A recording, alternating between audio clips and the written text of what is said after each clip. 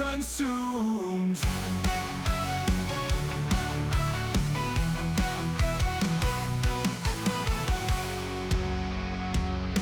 Adrenaline rush, heartbeats race, the thrill of speed taking place. Defend the lead, it's not a chase. Gran Turismo sets the pace.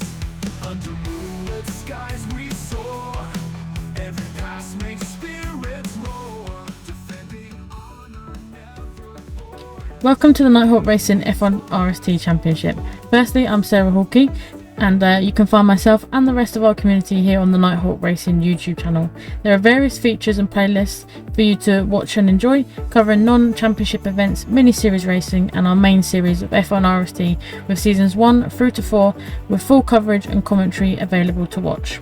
All races also feature great competitive action alongside community and team racing, leaving many smiles as well as thrills and spills. Please also check out our Instagram and TikTok in the description below, or you can use the QR code across the video that will provide you with the link tree, more content and information for you to have a scan through as well. Before we get into the racing itself, here is an outline of the racing and the championship and what to expect in Season 5. So as you can see on screen at the moment, we have a 10 event calendar featuring red and blue lobby racing, and you can see that we go to many different tracks across the season, all tracks presenting themselves with unique characteristics, so it should be a pretty fun season ahead, and I can't wait to see how all the drivers get on.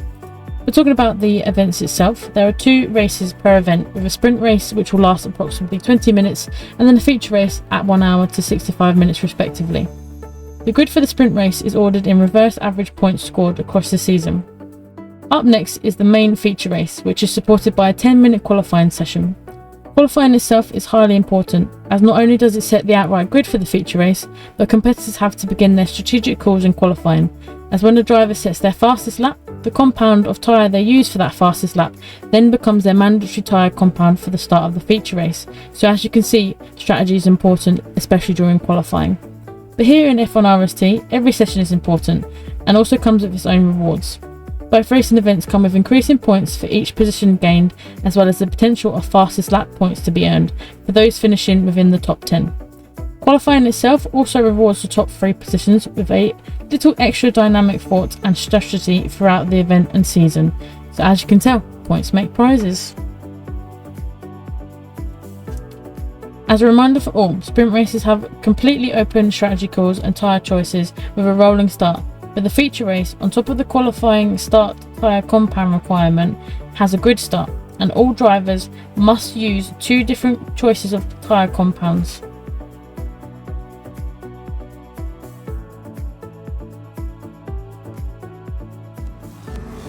So today we are racing around on the very cool track of Tokyo Expressway, and it has many different variations, but today we're going to be using the south clockwise specifically. The track itself is 3.23 miles long, with 17 turns in total, and the longest straight which is on this track is 0.56 miles long, so it's a pretty hefty straight. Let's see if drivers can work together and get maybe some slipstream, but we shall see. The Tokyo Expressway south clockwise is a fictional city circuit which was first introduced in GT Sport, and some notable turns on this track is turn 1 is a blind right hand corner with a fast approach. Turns 2 and 3 form a medium speed blind S bend, so drivers will have to be careful about that one. But if done right, turn 3 can be taken with full throttle. Sounds a bit scary, but turn 6 is a tight hairpin bend which goes into a high speed section, which I'm sure the drivers will love. From here until turn 10 are a series of high speed corners that can be taken at full throttle. Turns 14 through to 16 form a difficult chicane with high curbstones, again another section for drivers to be careful of. But the final bend, turn 17, is a high speed corner that can be taken without braking. Again, sounds a bit scary, but the track's pit lane is located at the exit of the hairpin at the northernmost section of the circuit, which is approximately around halfway through the lap. Again, drivers will have to be wary about this when they're thinking about their pit stops. But this is a feature it has in common with its counterclockwise version, which shares the same corner in design. Don't know about you, but enough about the track itself. Let's go see how drivers get on, and I believe we're going to be racing in the dark, so let's see how pretty these cars look.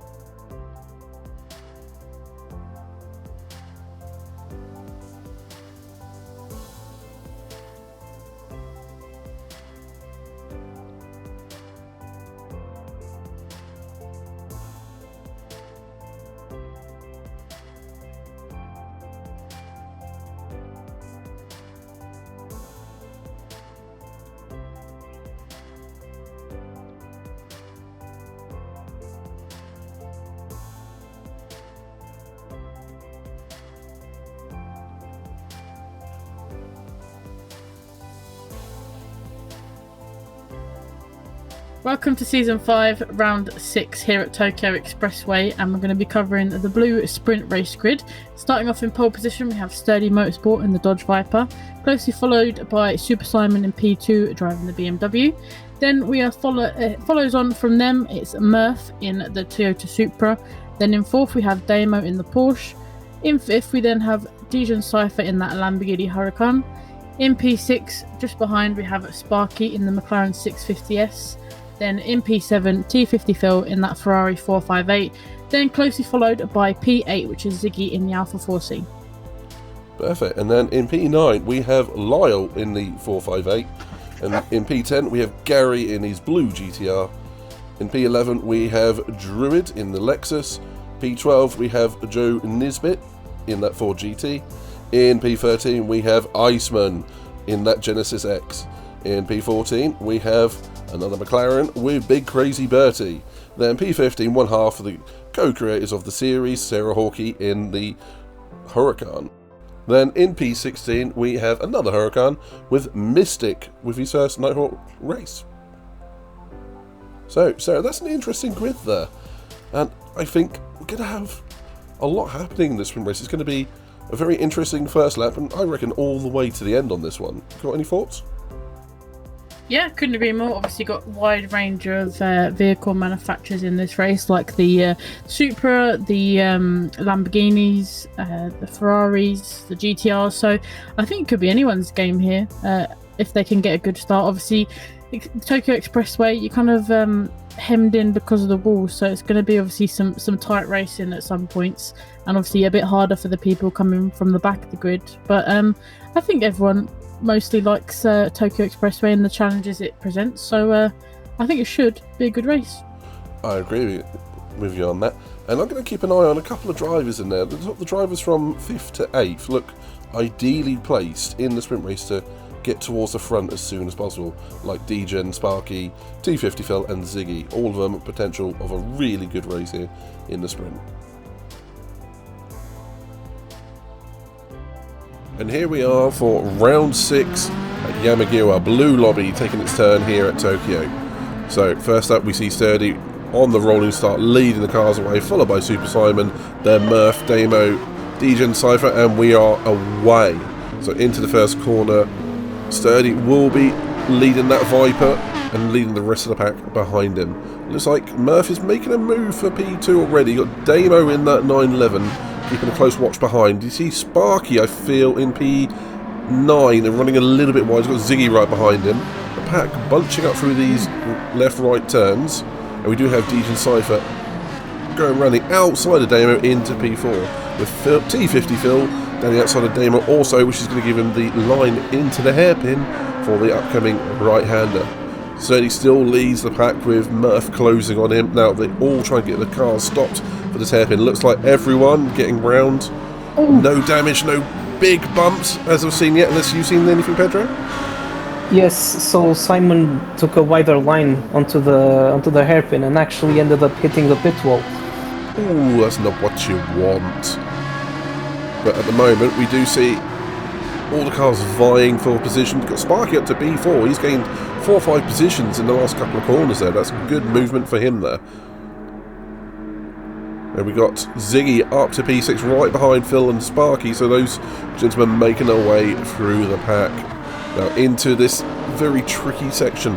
We've got this very fast chicane when Murph was thinking of a move there, backed out of it quite rightly, because that will only end in losing bodywork and paint to the barriers. We've got Sarah Hawkey in P8 sliding out of the corner, getting up a couple of positions as she started this race. Pedro, good action so far. Yeah, it's been a pretty good first lap so far.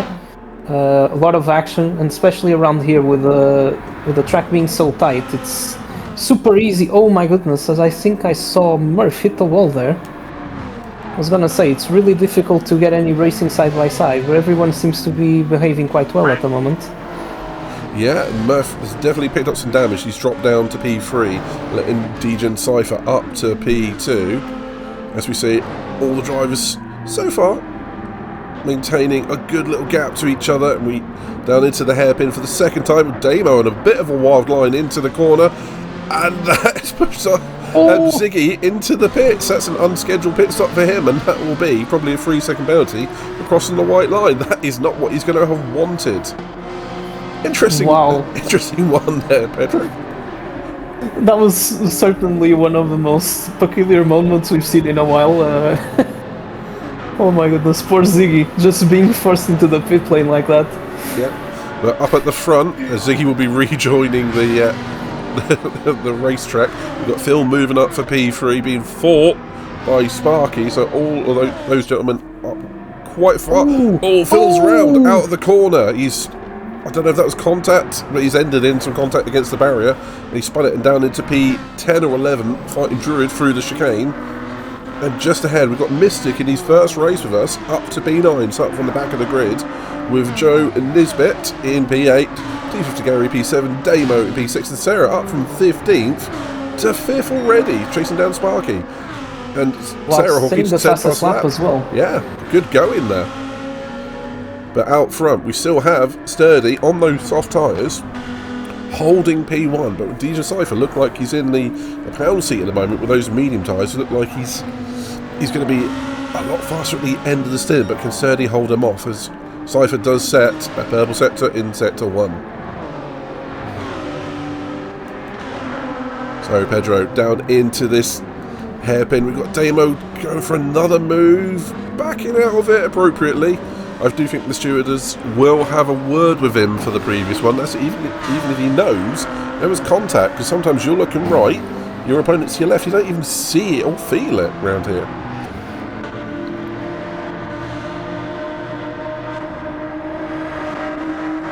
Just looking a little bit further back, we've got a bit of a train of cars. We've got Gary, Joe and Chaos Druid all in a line together. It looks like Joe may be going for the move up to P8 around the outside. Gary's very difficult to pass in that GTR. He's going to make it difficult, but then again, Joe doesn't hear any of it, goes around the outside. Great move from Joe there. But up a little bit further forward, Sarah and Sparky. Yeah, it's just a great start to the race from Joe as well. As I think I see Mystic going for a move on Damo. That was a very impressive move as well. Yeah, good move from Mystic. Him in his first race with Not Hot Racing. It's good to see him moving up through the grid. He's going to be quite happy with that one, but he's going to have to fight off Damo into turn 1, who's got the slipstream. Damo thinking about it, and he chooses life. Lets Mystic go into P6. But we've got a battle for third, held by Murph at the moment. Out front, DJ and Cypher has got in front of Sturdy. Just battle for third. We've got Sparky, Murph, and Sarah Hawkey, with now Mystic and Damo joining them too, Pedro. Yeah, what an eventful first few set of laps. Oh, and there's a bit of contact there at the hairpin. And Mystic trying to profit off of this. They're almost going 3 wide into that section. Ooh, that was close to the wall there. A little bit of touching from the Lambos there. Lambros against each other, but you do have Sarah in the slipstream of Sparky. Now Mystic with the slipstream. Now they sort of tuck in behind each other, and it's going to be a dash off down to the other end of the course for that right-hander. Pedro, good bit of driving here so far. Everyone sort of handling themselves well as DJ and Cypher sets another fastest sector, going for the fastest lap. Taking that off Druid, who currently holds it, but Sarah going for that move. Oh, wow. With Mystic going on the move of the pair of them potentially. What a bold move from Sarah. I think she's going side by side with Sparky now. Ooh, just about gets the car in front of Sarah. Going a bit wide on the exits. Yeah, good cutback by Sparky there. Holding the position back. And Sarah Tokyo drifting in Tokyo. Who would have thought, eh? Who'd have thunk it? But just at the back of this pack, it's basically sort of 3rd down to 11th, all in one row. Lyle's dropped off the back. Only perhaps an incident early on was Iceman just behind. T50 Phil recovering after his incident. Ziggy recovering after a pit stop, but has gone to soft tyres, so we might have to see him set the fastest lap. And Simon in 16th at the moment. DJ and Cypher looking confident out front, I feel. Yes, and in the middle of the pack still, Chaos and the Druid and Mystic still fighting for position here. Oh my goodness! What a move up the inside from Druid. I'm not sure if it was expected or if he just misjudged his braking point and had to go there, but that was a pretty good move from him. That does happen around there. If you miss your braking point, you're going for the move if you like it or not. And at the moment, Sparky has made that move into P3. Murph going down to P5 with Sarah going running outside. Sparky with a half-second penalty. Come the start-finish line, that's going to put him in real danger of all of the cars behind of Sarah, Murph, and now Druid, who has joined the fight. Yeah, I was about to say, because that penalty area is in quite a difficult place. Oh, Murph just hit the wall there. He caught off guard a little bit with Druid. It just cost him a few positions here. Oh my goodness, Mystic. Wow, that was a scary moment there for the chicane. Oh, that's two nearly three side by side through there. All of the drivers getting through somehow. But there's so much place swapping at the moment, it's hard to keep track of. Some people are up to P5, then back down to P8 within a couple of corners. That's how tight it is around this track. You have to be very careful not to pick up penalties, as Sparky serves his and does go down to 5th.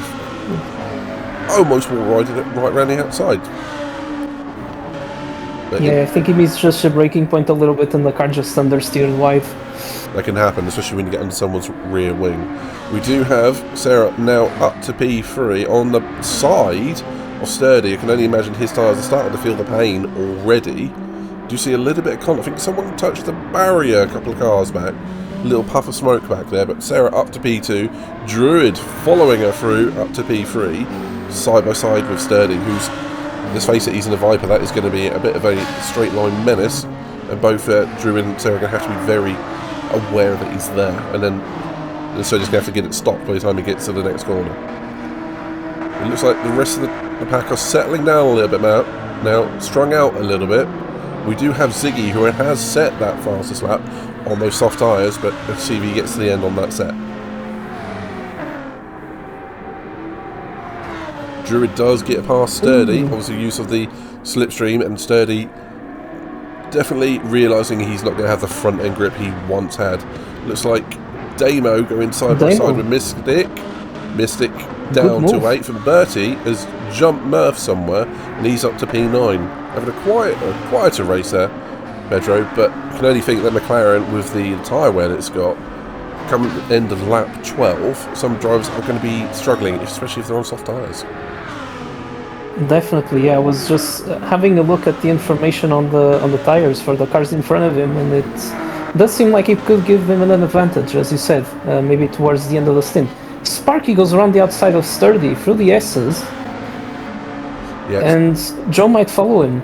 Yeah, Sturdy is in trouble now. His front tyres are giving up, and it's put him under pressure from the whole pack. It's at that point when the medium's faster, Pedro.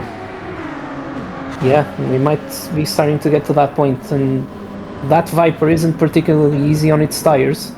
We'll see him go for a pit stop. Yep, I think that's a sensible idea. Those soft tyres aren't going to make it to the end, and he bails out of the strategy. It was worth a try. This is a relatively low wear track, and it was worth giving it a go. So at the moment, yeah, the pit stop isn't too long either. Very true, very true. At the moment, Tejan Cypher out front, he must be happy with the pace is there, and that gap of 3 or 4 seconds to Sarah, followed by Druid, he's got to be happy.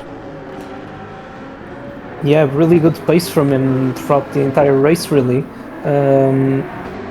With a bit of a margin to Sarah.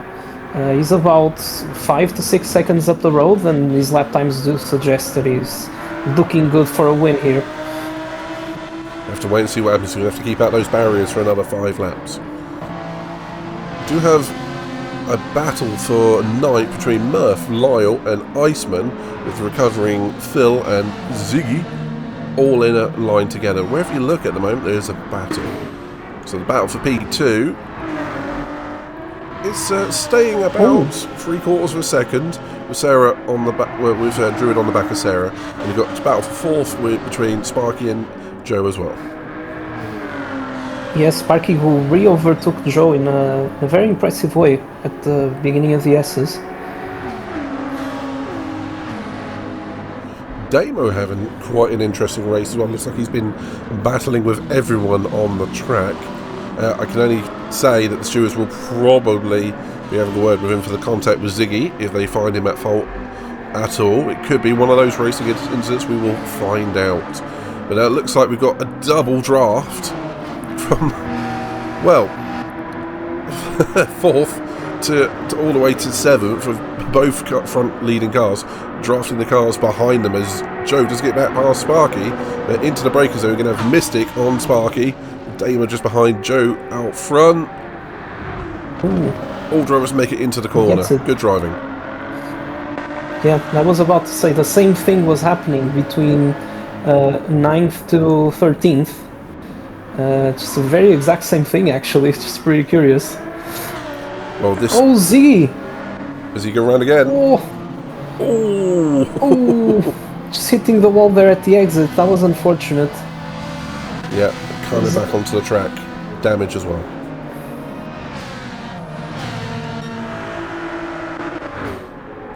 In that battle for P2, Sarah has got a little bit of a gap to Druid. Druid dropping about a second that lap, maybe from a slight mistake, but Mystic has now gotten away. He's got through the pack. A couple of laps ago he was 9th. But he's got through the pack up to P4, and let's see if he can chase down the Lexus in front of him. But he's going to be dragging Joe with him, who's coming into the hairpin. Mystic goes defensive, holds the inside, and gets to the apex. But Joe might get the cutback. Mystic with a Tokyo Drift out of the hairpin. Beautiful. Good defending from Mystic there, I must say. Yeah, the only problem with going narrow into the corners, it will make your exit very, very tight. But he definitely held it well. I mean, I must add as well, being against the Ford GT, it's going to be difficult to stay ahead on this long straight. Yeah, we all know it's a bit slippery in the straight line, particularly when it's got a slipstream. As Joe is now demonstrating, but can he hold it around the outside? He's done it before this race. He has. Ooh, Not this he touched time. the marbles a little bit. Yeah, didn't hold it. Bertie might go for a move as well, sorry. Ooh, nice one from Bertie. Yeah, as Sarah would call him, the silent assassin. Bertie making his way up to P6, having a quieter race, but that's how he does business. He just gets the job done and picks up the places as others either trip over themselves or come the end of the race when tyre wear starts kicking in. Good job from Bertie there. DJ Cypher, P1, he's all alone. He's going to be happy about that. Sarah, P2, Druid, P3. Looking like he wants a fight for P2 if he can just find an extra tenth of a second or two. Mystic currently in P4 with Joe back into P5. Bertie looks like he's trying to get on the back of Joe onto that 4 GT. And then Damer in P7, Sparky down to P8. Again, he was running P3 at one point. It's one of those races, Pedro, where it's a little bit yo-yoing around, isn't it? Yeah, the pack is just so close together that you know, anything can really happen. I think in his case it was that half a second penalty probably cost him a bit of momentum when he was running up in P3, and you know, maybe it might have affected his race, but when the pack is this close together, it's all up for grabs. Yeah, it really is. One anomaly I've noticed is Gary's down to P12. I don't know if he's been caught up or something, but he was definitely riding a little bit higher earlier on, but it is one of those things. Sometimes this track does bite you, particularly at this upcoming section through this chicane. If you hit those curbs any sort of wrong way, it can launch you into the opposite barrier or just pitch you straight round, as Phil will no doubt remember from earlier in the race. At the moment, I think we are seeing the race settle down now, but they're going to be making a push for the last 2 laps to the end. So, Pedro, what can I say? Any particular highlights so far when we got a couple of seconds? I must say, Sarah's drive has been really impressive so far. She's still holding on, having Druid right behind her, who's having a really good race for himself too. And Mystic on his debut, P4, that's something to be proud of. Quite right. And Bertie just getting up to P5. Yeah, I think a load of drivers are having a great race here. And yeah, I have to say, yeah, Mystic with that P4 in his debut is going to be quite happy with himself. And let's see, Druid is definitely in that slipstream of Sarah now. We've got a lap and a half to go. Let's see what he can do with that. Mystic P4, Bertie P5, Joe P6. He always seems to be overtaking, but somehow has gone backwards. But it is one of those things, you start fighting, then you tend to lose more time than you gain. It's just inevitable on this kind of track. Damo riding in P7, having a pretty solid drive, I have to say. With Sparky, he's fallen off the pace a little bit in the last couple of laps, but riding a strong P8. With Iceman doing a good recovery drive to P9, and Ziggy's tyres on those softs. He's going to struggle. Yellow flag in the final sector. Yellow flag. Oh, that's Druid. He's hit the chicane. Oh, and hard as well, down to probably P4, P5. That is unfortunate in the sprint race with only a lap to go, Pedro. Yeah, that's a pretty difficult moment to take there, because he was running quite well and right behind Sarah. This means Mystic is now up to P3. And yeah, just with Joe right behind him, so let's see whether he'll be able to keep up with the cars in front and still salvage a really good result out of this race. Fortunately for Druid, he might get another chance at P3 as he's still right with Mystic. He's going to have that huge slipstream down the back straight. So you see Damo making a move on Bertie. Completes that good move. Close. Great on the brakes there. We do see Iceman right on the back of Sparky as well, followed by Ziggy. But out front, Degen Cypher looking completely serene, disappearing, followed by Sarah Hawkey. Now, this pack of Mystic, Druid, Joe, Damo, and Bertie all together. Yeah, there's still so much to be decided. Oh my goodness, Damo just almost losing control of his car at the tunnel.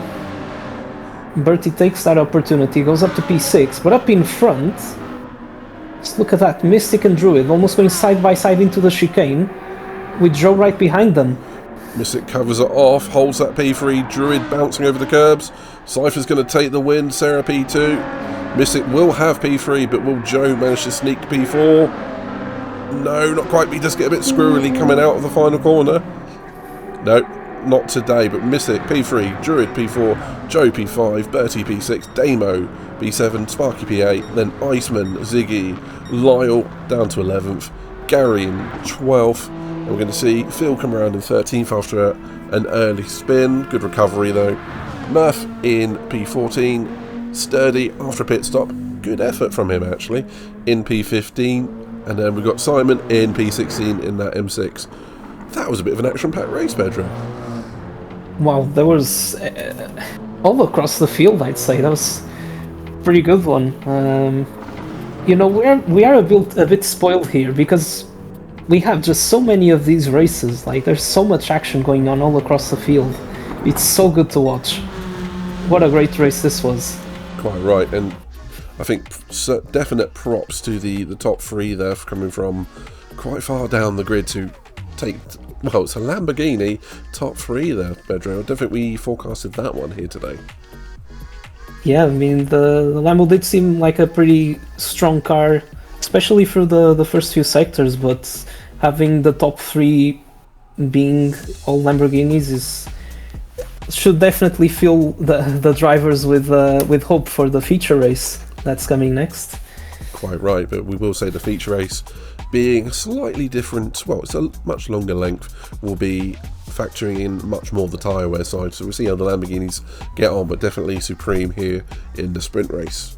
But to give you the final results, there is only one change post shielding, and it was indeed a penalty for Damo, who receives a 5-second penalty for that contact on Ziggy into the lap 2 hairpin, which Ziggy ended up with essentially a forced pit stop, which, although funny, unfortunately for Ziggy, it wasn't what he wanted here today, but at least he did manage to recover. So Damo does drop from 7th to 11th, but still will get a nice haul of points. But something to look out for in the feature race, Pedro, is that hairpin. It does create a bit of an interesting anomaly in the season, where you can essentially have an accident and end up in the pit lane. Yeah, I mean, it's pretty easy, especially since it shares a bit of the entry with the pit lane. Obviously, just hopefully if the drivers are side by side, that they signal, if they want to go into the pits correctly, and just make that pretty clear. Yeah, and I'd say as well from this sprint, besides the hairpin providing a really good overtaking opportunity, the chicane has been the preferred spot for our drivers to try and move up a few positions. So yeah, this should be a pretty interesting race coming up. I would absolutely agree. Right, with that in mind, I think it is time to say let's head over to the Red Lobby sprint race and let's see what they can get up to. But after that, we'll be back with the Blue Lobby feature race. Let's go.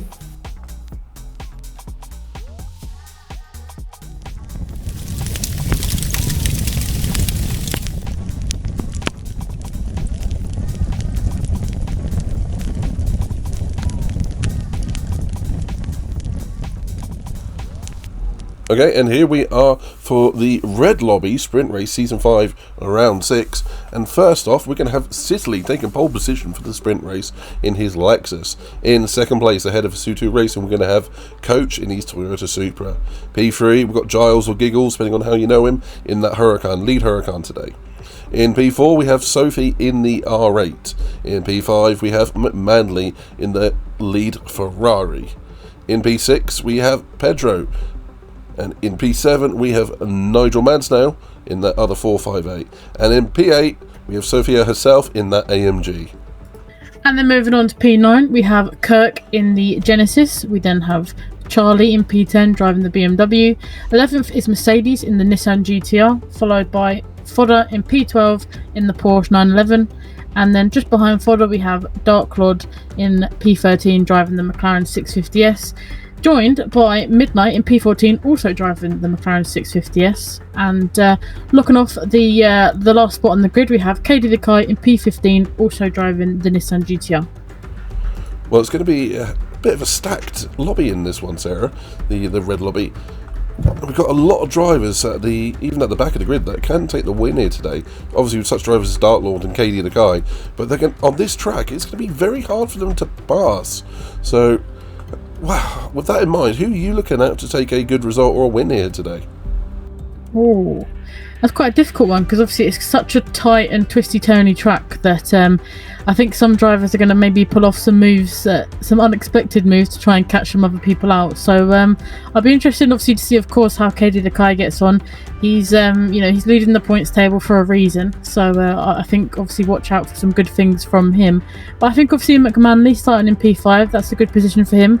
We know that when he starts quite up in the sprint race, he can usually capitalise on it. So I'll be keeping an eye out on him. Also Pedro, I think, could pose a threat to McManley's progress. So those two should have a good battle. Apart from that, obviously the two Sutu boys right at the top of the grid, they could have a little bit of a battle and maybe help each other, create a little bit of gap from the rest of the grid. So quite a few pairings that I think could have a good couple of battles, but I think it's anyone's game here. Quite right, I'd agree with you on that. And we do know drivers such as Sophia, they relish tracks like this where a real attack and driving style can really make a difference, particularly over those curbs in the final sector. But you got to say, it is hard to pass around here, so yeah, the drivers starting in the top half of the grid, such as Giles is perfectly placed, for instance, and Mac, like you say, if they can just get a good start and a good opening lap or two, it might disappear off out in the distance, and that's what they're going to try and do. With that in mind, Sarah, I think it's time to get into sprint race and hand over to the commentators. So you join us for the red sprint race here for round 6, Tokyo Expressway South counterclockwise. That was a bit of a mouthful to say in one go, but Sitterly is about to go over the start-finish straight in P1 with Coach just close behind, and you've got Giggles aka Giles in P3 with the Audi R8 of Sophie not too far behind.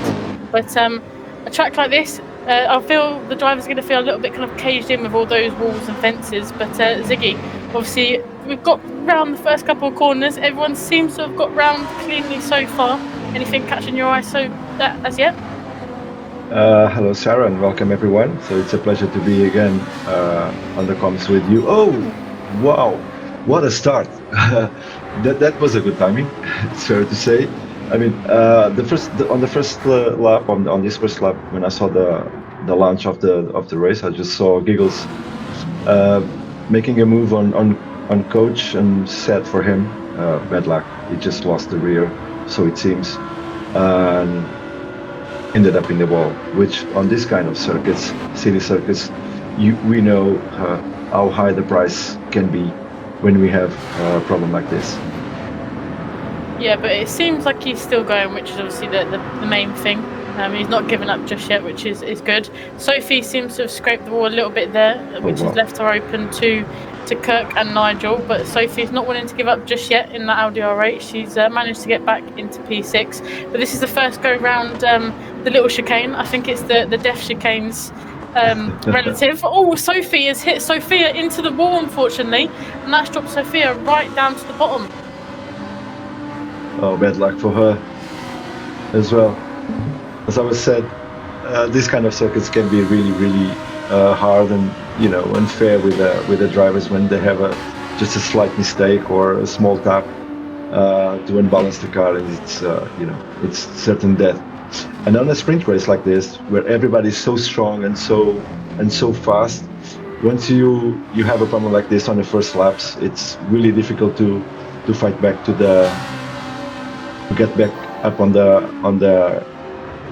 board. So let's see how it ends.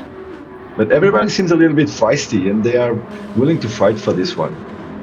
It's kind of interesting, exciting to see as well. Obviously, people going for some very brave moves indeed.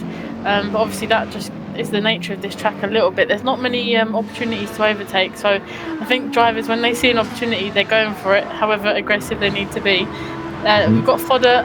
Looks like he's about to overtake Charlie here, going into the tunnel section here. They're going side by side.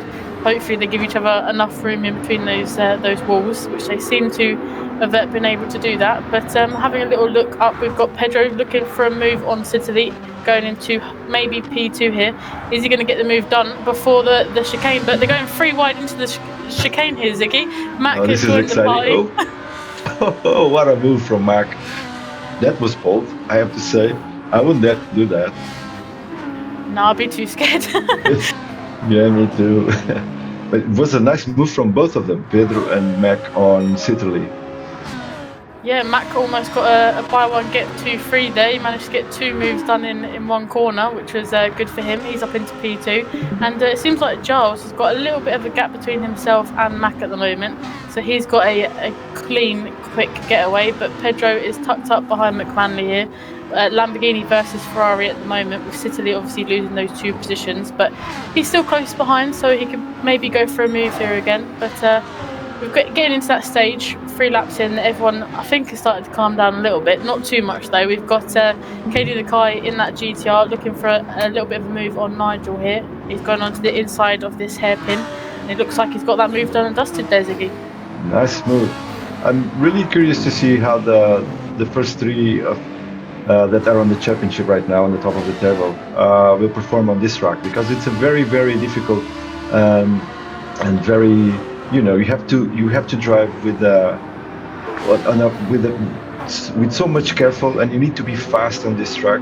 But I'm really curious to see how the guys that are currently on the top of the board will handle this sprint race.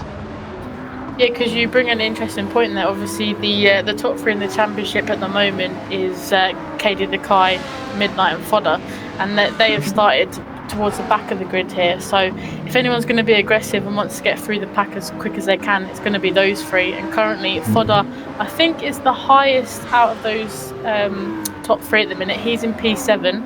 We've got him looking for a move on Charlie here for that P6.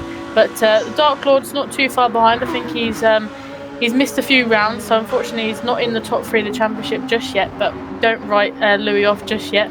But Katie Nakai's in P9 and Midnight's in P10, so all of them relatively close on track still. So it's obviously, we're over halfway in the season now, so that top 3 championship fight is heating up a little bit. It's going to be interesting to see how these 3 fought with Dark Lord as well on contention here will perform this night. Oh, that's the hairpin. It's kind of busy. Yeah, it got very busy very quickly there. I was keeping an eye on what was happening there. It looks like Fodder managed to get through both Charlie and Sophie there. It did look like there was a little bit of rubbing between Fodder and Sophie there. Maybe that might be one for the stewards afterwards. But like I say, you've got to be aggressive sometimes, and Fodder didn't want to wait around too long to make those moves. This 5-car train is going to be, oh my god! And it's there's so many things happening, and we are already on lap 4 of this race to see how fast these guys are. Yeah, the age I was saying, time flies by when you're having fun. I think that's definitely the case for some of these drivers. Exactly. Unfortunately, Kirk has lost it coming out of the chicane. He drops himself to P14. He's trying to spin the car around. He's managed to get it facing the right way again. But unfortunately, that Genesis not treating Kirk very nicely coming out of that chicane. That's a shame. And Ford is now up to 4th. He just made a move on Sitterly as well. So he is climbing up the hill, sort of say. Yeah, and I think we all know how much Fodder loves that Porsche, and it seems to be flying around Tokyo at the minute. So maybe we found the right combination for Fodder. A street circuit plus the Porsche. He's unstoppable. He is. Ooh, that was a small. That was. I think the stewards will have something to watch here.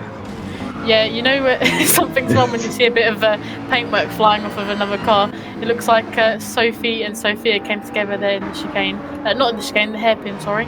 Wrong corner.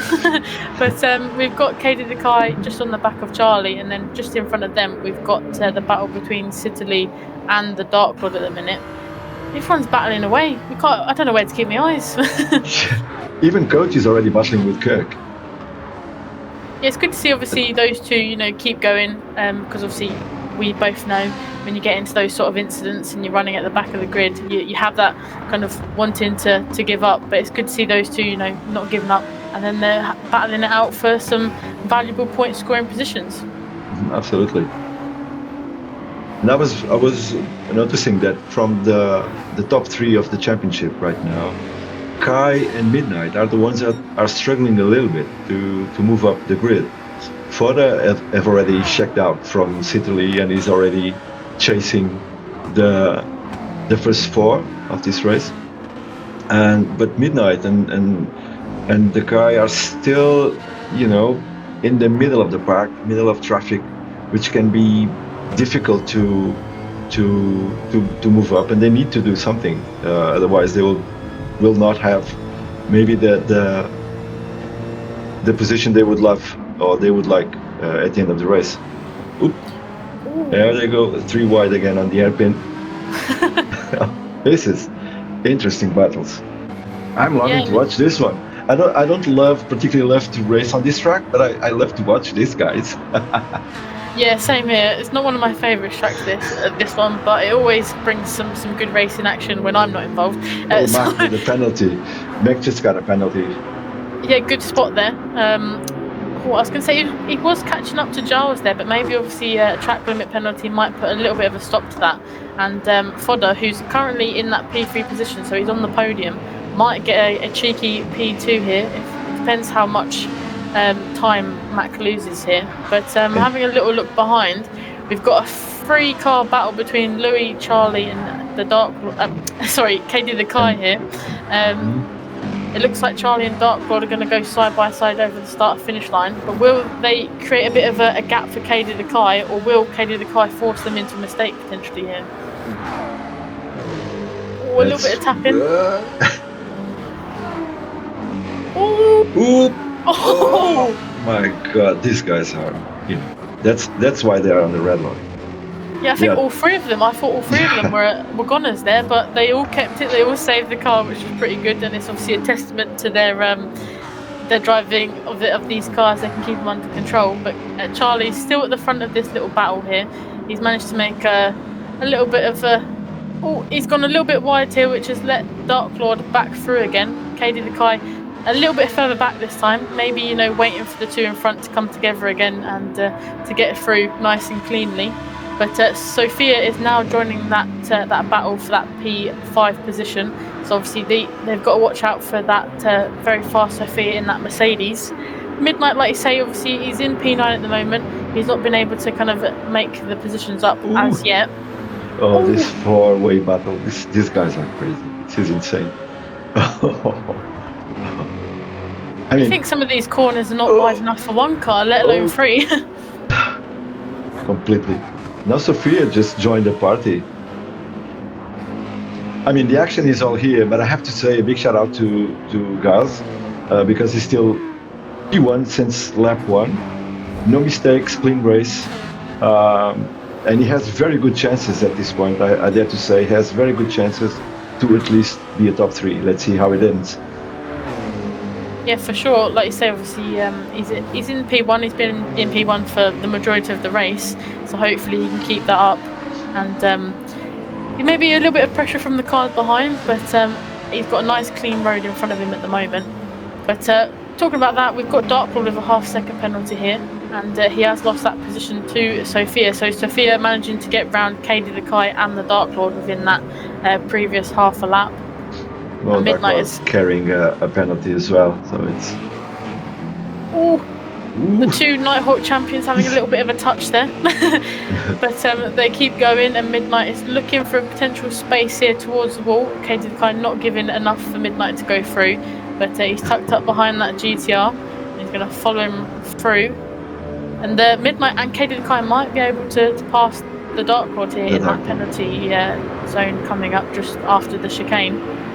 Having a little look behind, we've got a little bit of a battle between Nigel and Sophie. And Citily has managed to get up on the back of Mercedes here. Mercedes struggling a little bit here. Obviously, we know how quick Mercedes is in that GTR, which is quite hard to say. But he seems to be struggling around Tokyo today, Ziggy.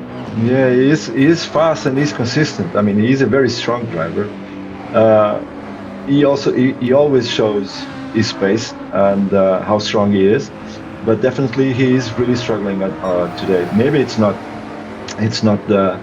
one of his favorite tracks, we don't know. And he's carrying a penalty as well.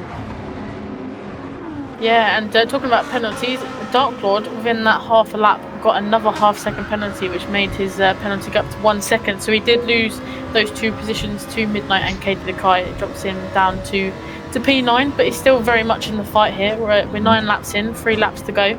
It's been a very quick sprint race around here. Yeah, and we have a fight for P1. With yeah, Mac, we do Ford, indeed. Yeah, they're all coming together now. This is going to be exciting for this last 3 or 4 laps. Yeah, I definitely agree there. It's I'm wondering how aggressive Fodder is going to be, or is he going to kind of wait behind Mac and see if Mac will make the move first? Oh, he's really on his rear close. bumper. Oh man, this is... Oh, I thought they were going 3 wide there, but it looks like Mac's going round the outside, but Giles, a little bit earlier on the accelerator there, manages to keep that P1 for now. Fodder looking to the inside of McManley. Now. 2 wide going into the chicane. It's not a good recipe, and it looks like they did touch. They forced each other out off track a little bit, which did mean that Giles keeps that P1 position. I'm sure he's very happy about that indeed. But obviously, Fodder and Mac will have to try and make that move stick another lap. Oh, and Pedro is going for a move on Fodder. Pedro's not waiting around. He's seen those 2 up in front having a bit of battle, and he wants to get involved and get back onto that podium. Looks like Pedro's having a quite good race. A bit quiet, obviously, but very consistent, and that's all you need to be around here, is obviously just keeping out those walls, keeping consistent, and hopefully might reward him with a bit of a podium here. Midnight grabs another penalty. Unfortunate for Midnight there, but that he's getting closer to the Dark Lord here, the 2 McLarens. But I don't think it's Midnight's preferred track, this layout, especially in that McLaren. But we know how good he is and how he can be on every single track. So. And as I always say, watch out for what he does in the feature race. He always kind of cooks up a weird and unique strategy, which normally 9 times out of 10 pays off for him. So we'll see what he can do in the feature race coming up shortly. But McManley looks like he's going to try and maybe force Giles into a bit of a mistake here. Giles going on the defensive. Mac getting on the throttle a little bit earlier here. Is he going to go round the outside? Is he going to stay behind? He's staying behind for now, going into the chicane. And so is Fodder this time. So they're all going single file into the chicane. But it looks like Mac might be in a bit of a better position this lap to make a move on Giles. But he's got to watch out for Fodder. He's literally on his bumper right now, going on to lap 10. Trying the move. Oh, Pedro up behind in P4 has picked up a half-second penalty. Oh, Fodder going onto the inside line. Mac going to the outside. Mac has touched the wall a little bit. And Fodder's gone through into that P2 position. And I'm sure Mac's going to be a little bit angry about that. Because the two did come together. But let's see what Fodder can do going into this the hairpin here. And, There's a lot Charlie, of penalties there. I was going to say, I'm just having a look. Everyone seems to have picked up a little bit of a penalty there. But Charlie and Sophia have now joined that battle for the podium. So this could be a 7-car fight for the podium here. Yeah. I didn't realise how close these guys all were together. With 2 laps to go, who will win this race? That's the question. Oh, I don't know about you. I think it's, even though we've got, what, a lap and a half left to go, I don't know who to call. They're all in with a chance at the moment. Although saying that, obviously Pedro and Sophia will have to serve their half-second penalties after this chicane here. But they're not separated by much, this top 7. So I think it's literally anyone's game at the moment. But Fodder has seemed to close up to Giles a bit here. Giles will want that last lap to go as quick as he can. He wants it over and done with, nice and, cleanly. But I think Fodder's going to put a little bit of a spanner in the works for him there. Charlie has gone past both Pedro and Sophia. And Dark Lord is also joining the party. He doesn't want to miss anything. So the way these guys are fighting, it's putting the pack back together again. Yeah, and it's good to see, Dark Lord, even after that penalty, getting stuck in. And it's the sprint race, obviously, like you say, it's very hard to go from the back to the front of the grid here with how tight this track is and the nature of this track. So I'm sure Dark Lord will be kind of, eager for the feature race. Oh, Joss! He's in the pits! He's hit the pit wall! Oh, I think this is something that the stewards will have to give a look. Yeah, for sure. Obviously, he's dropped from the lead to P9 after a little bit of contact with Fodder. Unfortunate for Giles there. It looked like he ran a bit wide after the contact, and then hitting that pit wall did not put him in a good position. But he might be able to get P9 here. Got a little bit of a battle between himself and Midnight, but that has promoted Fodder into the P1 position on the road. Obviously, we'll see what happens after any stewarding investigations. But Mac is not too far behind in that P2, and then Charlie P3. Yeah, with the penalties that Sophia and Pedro had to take, the ones that benefited more was Kai and Pedro. They moved and Charlie. They moved up a couple of positions, so they are on the contender for the podium. Yeah, Charlie and we're just about to cross the finish line now. Fodder P1, Mac P2 with a little wiggle. Charlie in that P3 position, and then all just on the line we've got Katie Dekai in P4, and who have we got? We've got Sophia in P5. Everyone got a bit close together. I was wondering who got in what position there, but Pedro got P6, and then Dark Lord got P7, and then just a little bit further behind we've got Sophie in P8. Kirk seems to be a little bit upset with the result. I'm sorry for the guy. I feel for him. I commend him for keep going because I think obviously, like I say, it's maybe last minute practice for him. Obviously in the sprint race, I always say that use that time to practice going into the feature race. Obviously how long tyres are going to last. So hopefully, although maybe not the position that Kirk wanted to finish in, hopefully it's given him a little bit of an insight into what to expect for the feature race. But that's a good point. I mean, if you have as a driver, for instance, if we have a bad sprint race, at least let's use it to practice and to move the spirit up a little bit, recover the spirit and the good spirit for the future, because that's the main race. That's the one where we want to be really focused and absolutely on it. So I hope he has a good future. Let's see. Yeah, same here, and I'm also being told from the pit wall and the stewarding office that we've got the results from that sprint race, and unfortunately Fodder and Mac, our P1 and P2 positioners, did get a penalty after the race, so that promotes Charlie into that P1 position, Fodder into P2, and then Katie Dekai into P3. And we've got then Sophia P4, and then Mac, unfortunately, after his penalty, drops down to P5, and then Pedro P6, Dark Rod P7, Sophie P8, Midnight P9, and everyone else on the road finished where they finished. But yeah, obviously interesting after obviously the stewarding reports. Unfortunately, obviously Mac completely off to the podium, but obviously still, you know, valuable points going into the championship. But it did look like there was a few incidents there during the race. Some may say obviously in the height of racing, these, you know, accidents can't be helped. But yeah, unfortunate for Mac to be off the podium there. But I think obviously maybe the drivers might calm down a little bit into the feature race, because the sprint race does obviously need I think it brings out a little bit more of aggressive style of driving for some of the drivers, obviously when they want to go from the back to the front. But I think the feature race will be a little bit calmer here. Yeah, I think so. Usually it is, because it's more a strategic race. It's a little bit different. I really feel for Giles, because he was doing a almost perfect race, leading from the start. And well, I mean, he had a bad luck. Further misjudged the braking zone, perhaps, or I don't know.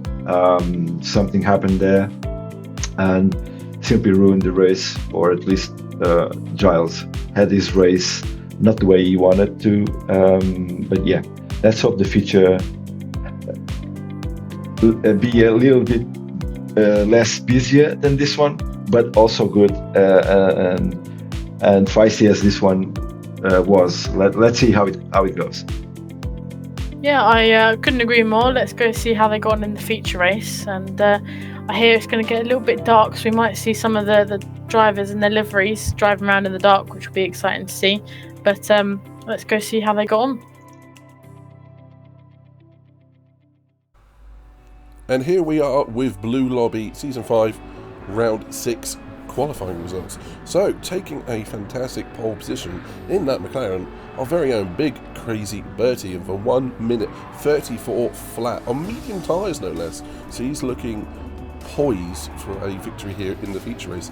He's just got to keep it clean and keep it all together and see what that McLaren can give him. Then in P2, our very own Sarah Hawkey in 1 minute 34.1, only a tenth behind the pole sitter. On soft tyres will be very quick off that grid. In P3 we have Joe Nisbet on medium tyres on a 1 minute 34.4, closely followed by P4 Ziggy on a 1 minute 34.4, also only a few hundredths between them. Then the first Ferrari on 5th place, T50 Phil, 1 minute 34.5. Next up in his first feature race for Nighthawk Racing, Mystic in that Huracan on 1 minute 34.5 also. And then in P7, Dejan Cypher, fresh off a victory in the sprint race on soft tyres, 1 minute 34.5 also. Then in P8, we have Lyle on the medium tyres, 1 minute 34.6. And then in P9 we have Damo with a 1:34.9 setting his time on the mediums. Then very closely behind we have T50 Gary on the mediums with a time of a 1:35 flat. Then we have Iceman and P11 setting his time on the mediums of a 1:35.429. Very closely followed by Chaos Druid, also on the mediums, setting a time of a 1:35.5, so only a tenth separating Iceman and Druid. In P13 we then have Murph setting his time on the softs with a 1:35.9. Then in P14 we have Sparky also on the mediums and with a 1:35.948, so only 0.02 of a second separates Murph and Sparky. P15 we then have Super Simon setting his time on the softs with a 1:36.7, and then rounding off the grid we have Sturdy Motorsport in P16 setting his time on the softs with a 1:37.3. Well, Sarah, that is a very interesting grid. So many cars within hundredths, if not thousandths of a second in some of those places. All the way from first down to at least 7th or 8th. Only a few tenths apart. That's quite an interesting grid, and it's gonna I think all drivers are going to have to lean on a lot of strategy for this one and just trying to keep it clean in the feature race, because there's not much to tell between them on raw lap time. Yeah, I think especially obviously the very, very, very close qualifying times, especially Iceman and Druid, obviously separated by less than a tenth, and also Murph and Sparky only separated by 0.02 of a second. So I think obviously a very good qualifying session for some of the drivers there, and it's quite an interesting spread between mediums and softs.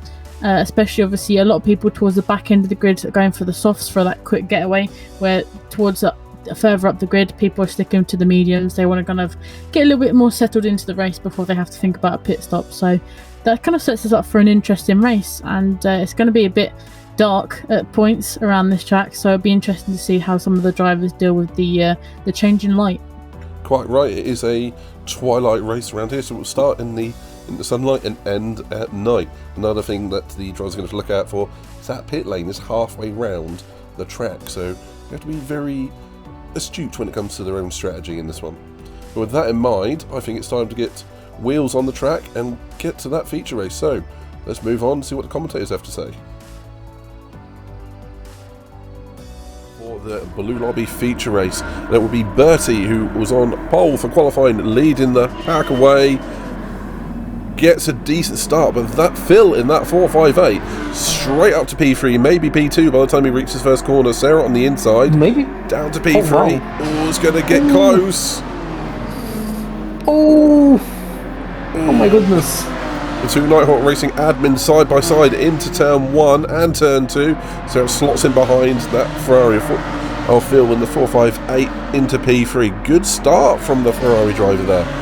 Ziggy tapping the wall, gets away with it, no damage, missing up to P5. Joe dropping down a couple of paces into P6. We've got that fight for P1 at the moment. We've got Phil on the inside of Sarah, Sarah on the inside of Bertie. Bertie goes wide. The Hawkeye up to P1. Ziggy round in the background. And that Lamborghini taken off down the straight. Now this is where the power of the McLaren against the Ferrari might help out Bertie, but we've got Bertie on those medium tyres, Sarah on the softs, who has really gone for it on lap 1, trying to use all of those soft tyres as much as possible. And we've got Bertie still in P3, challenging back for P2. Pedro, have you seen anything I haven't spotted on this lap? So yeah, in regards to Ziggy, I think he just went on the throttle a little bit too early and lost the back end of a car. Unfortunately, it's really easy to do at that corner as well, but luckily he didn't pick up any damage. Ooh. So he's still going. Little tap from Phil on the back of Sarah Hawkeye into that chicane, getting a bit of loose, a bit of Tokyo drift out of it, but keeping pointing in the right direction. Will put Mystic on the back of Bertie in the other Lambo in his first feature race on Nighthawk Racing. But good racing from all drivers so far. Only a few on the soft tyres, Pedro, but they're going to be wanting to completely optimise their first stint. Yeah, so Sarah, Cypher, Murph, Simon and Sturdy being the only ones out on soft tyres. And speaking of that, I think we actually lost Simon somewhere on that first lap. Yep, he has retired somewhere, unfortunately. Sadly, Hawkeye, with a half-second penalty, might just about get away with it. She can make a big enough gap on those soft tyres on this second lap. Bertie has fallen down to P4, letting Mystic through to P3. He's having a great introduction to the feature race series. And we've got Gary and Cypher, DJ and Cypher, the sprint race winner in P7, going for P6. Down the back straight with Iceman keeping a watchful brief just behind. It seems like if you just blink, you're gonna miss a bit of action in this race. This is where we need multiple replays, multiple views, all the way across the track, Petra. Yeah. Oh, it seems like Lyle might go for a move here. Oh, he backs off actually. Felt better of it. That was a wise choice. All the cars in front seem to have hit the wall. Oh, Cypher, that's a good move at the chicane. Oh, just loses a bit the back end of a car at the exit. Yeah, he's dropped back down to 9th place, dropping 3 positions there. That was not what he would have wanted, especially on those soft tyres. But the race will start settling down now. Drivers will be starting to think, right, we need to make sure we get to our first pit stop, as Phil has got up into P1 with that penalty from Sarah on the pit straight. It's not going to be in the playbook for Sarah here. not what she would have wanted, but it's not over yet. Podium, even the win, are completely still on for any of the top 4 or 5 here today. Yeah, I agree. Still a lot to go. Yeah, they seem to be... Oh, Phil! He's lost the back end there. Oh, he's in the pit exit. That is unfortunate. And returning back to the track, he has contacted the barrier and given himself rear damage. That is not in the playbook for him. I can only think for the next season of F1 RC, he might be wanting to try a different car, because he had a similar problem at Yamagiwa, that the back end of that Ferrari kept swapping on him. Yeah, that 458 is a bit tricky to drive at times. Ooh, battle for P1. Mystic versus Sarah. Mystic on the inside. Lambo against Lambo. Sarah gets beautiful braking there. Gets down the outside into the corner and will retain the lead. Mystic playing a little bit safe at this point. All he's got to do realistically is wait because of those medium tyres. But he's not going to know that, of course. Bertie keeping a watchful eye, who took pole position in P3. And Joe, a winner at High Speed Ring in the Blue Lobby earlier this season, keeping a watch in P4. He's been the surprise of the season for me so far, Pedro. Yeah, he's been having a pretty good season, making sure that 458, that 4GT is a competitive car. He's certainly making the most out of it. The one thing we've always said in Nighthawk Racing is choose a car that suits your driving style. A lot of people will say the 4GT is horrible, it does this, does that, but if it suits your driving style, you can make it work. And he's definitely making it work here today. Yeah, that's definitely the case, yeah. Definitely learned that one from Hawko. For those that know, you know. Out front, Sarah, after spending that penalty, is now trying to make a little bit of a break for it as the cars come darting through the tunnel. Looks beautiful in there, and we will be seeing the light fade as the race goes on, so it will turn into a little bit of a twilight night race. But these 4 out front at the moment, trying to gap the rest of the field, but as soon as anyone makes a pit stop, it'll be back into the pack. And it's great to see so many drivers having a good, mature, consistent race here today. As you see all the drivers roughly equally spaced, just making their way round the back of the track and trying to get their way on to another lap, onto lap 5. So Pedro, settling down a bit now, what's your thoughts so far and what we're going to see in the next couple of laps? Yeah, it's definitely been a pretty good start so far. We've already seen sort of 2 packs forming. I think the top 4 have been just on a different planet. And then we just have basically from Iceman until Phil. There's still a lot that could be decided. Around the track like this, as I was mentioning as well in the sprint, when the pack is this close together, sometimes it's the small details that are going to make a difference. And, you know, might go one's way and make up a few positions, might lose a few positions through no fault of your own. And yeah, I mean, still a lot to go, but it's looking good. Quite right. We do have Sparky and Lyle dancing around each other, dicing for P8, and you've got Damo and Ziggy just behind. Ziggy recently going to a direct drive wheel and loving life, just enjoying himself here today. He's going to be hoping not to have any more oversteer moments, but a few cars swapping a bit of paint with the tunnel there. Yeah, it's easy, especially if you're going side by side and or behind another car. The car just starts veering naturally towards that wall, and might have to do a small lift at times. Oh, Ziggy, he's going to have to be careful. Or is that will be a penalty? Ooh, I think Phil is going to overtake him, and he does. He does. I think Ziggy had to back off there. He was so far off the track, he had to lift. But that's the downside of going for a move into that chicane. It will put you off track. There's not very much off track there. It's basically track and barrier. Yeah, the barriers are just so close. Like, the track is so narrow that you need to be even more cautious than usual. And we are hearing earlier on the the penalty that Sarah picked up was due to a little bit of a tap that we had in the chicane from Phil running a little bit wide. But it's just something that does happen occasionally. You get a little bit of contact into that chicane, and the person who has a little bit of contact from behind will pick up a penalty. It's something you have to be very, very careful for around here. But we do have a couple of fights on track. We got Iceman defending from Degen Cypher. Degen on that soft tyre, and you've got Damo, Sparky, and I think Ziggy all together. And Phil as well. Phil, they're all very close to one another. Yeah. Phil is struggling though with that damage. We do see Sturdy pitting off those soft tyres. Degen Cypher going for the move on Iceman, gets that move completed. We've got Lyle making a little bit of a gap to Damo. Ziggy up to P10. Challenge for Damo. This is going to be on the brakes, do or die moment. Beautiful move there from Ziggy. Gets past Damon at 9.11. Great on the brakes. And Sparky in P11, followed by Phil, who is probably wanting a pit stop sooner rather than later to get rid of the damage. Great move on the brakes there from Ziggy.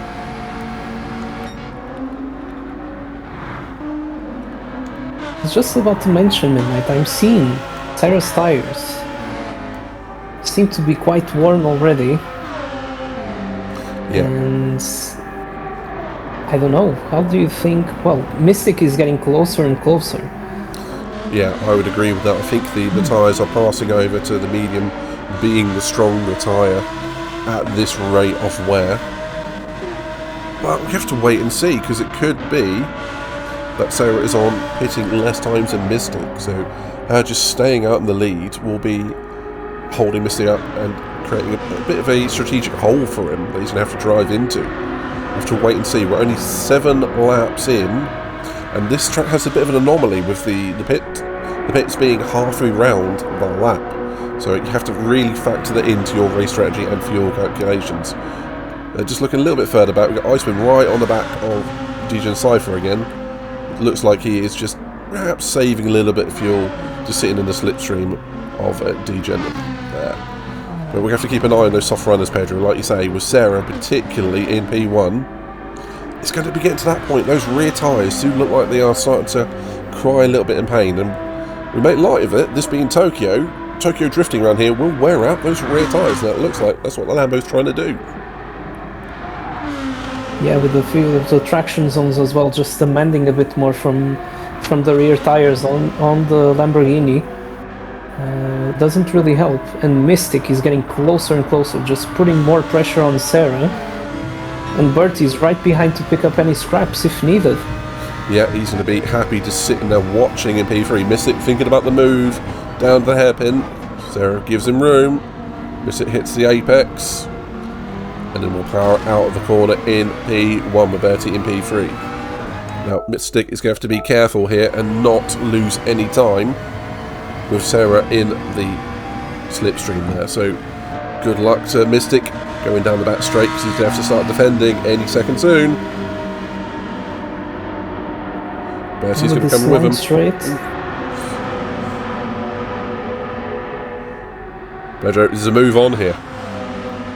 Oh, it might be. Sarah just stays on the inside there, actually forcing Mystic onto going the longer way round. To the brakes. She's back up into P1. Yep. What a move. Very fair from Mystic there. Very, very fair. Sarah was down the inside the previous corner. Mystic gave her room.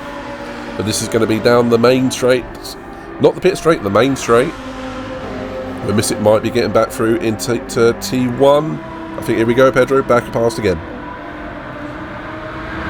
Yeah, there he goes. Obviously with the grip being superior on those medium tires as well, and being on the inside line, the more favoured one for that turn 1. What I'm seeing, Midnight, from a strategic point of view, I think Bertie's in the best position out of the top 3 drivers, because he's got the most fuel and he's got the better tires out of them 3, whilst keeping a very good pace. Yeah, that's one thing he's very good at, sort of thinking around the racing. And he's definitely doing that at the moment. I think Sarah's trying to get into a pit stop window where she can do her strategy, whatever that might be. and Mystic is going to be happy in P1. But yes, I do agree with you. Bertie is looking pretty damn good at this point, but he's going to be wanting to get past Sarah, so he doesn't lose any time to Mystic. And Joe's just going to be happy sitting there in P4, but he's going to be very wary that T50 Gary, after a little bit of anomalous, how do you say that? I can't say it today.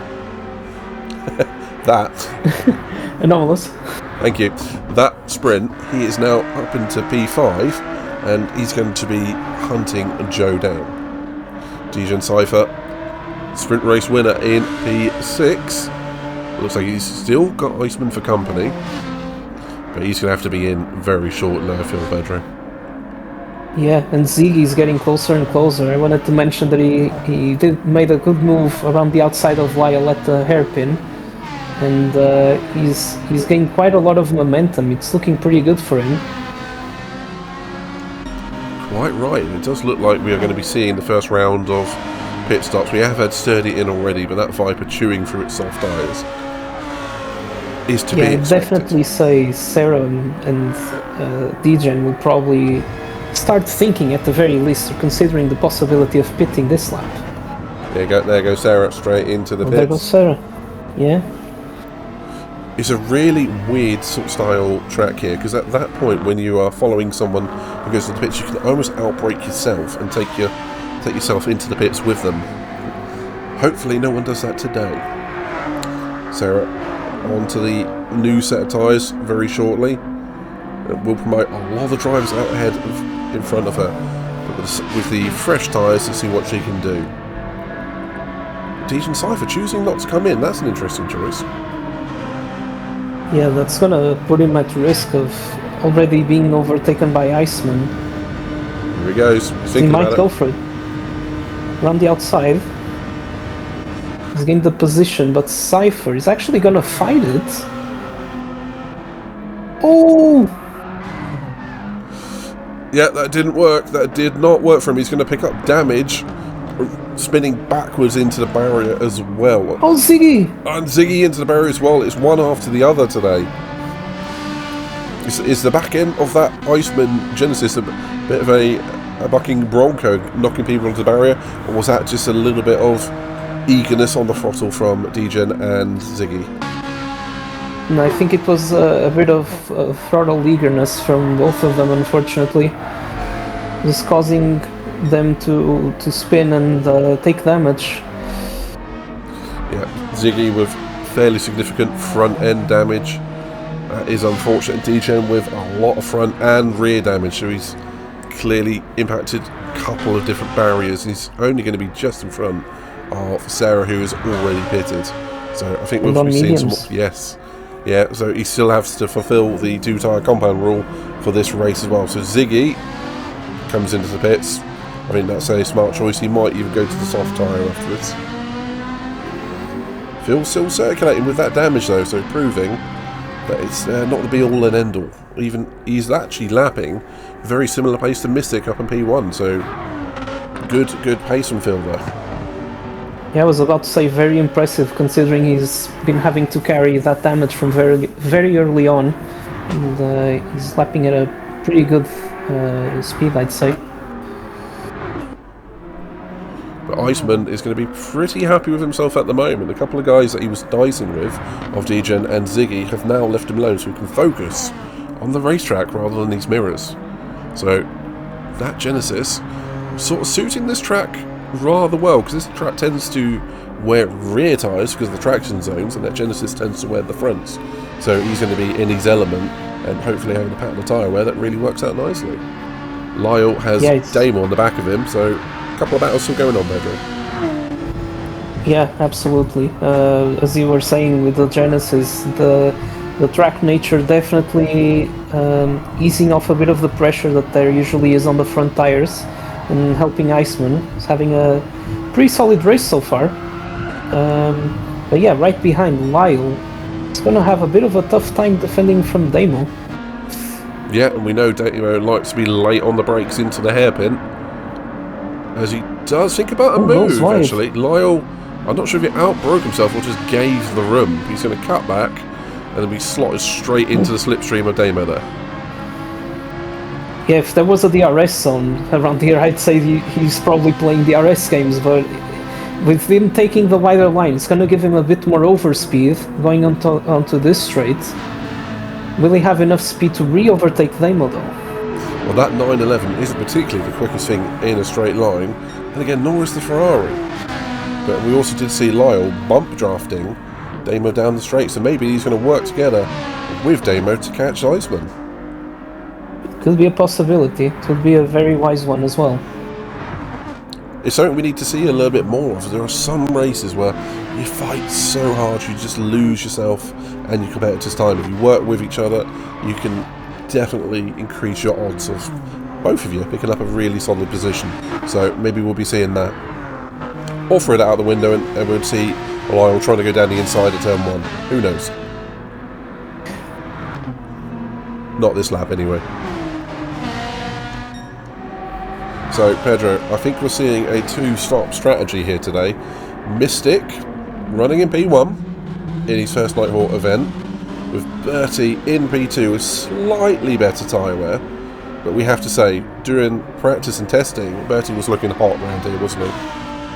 Oh, absolutely. I think even if he was on Red Lobby, he'd probably be in contention for a very good result there as well. I wouldn't be surprised.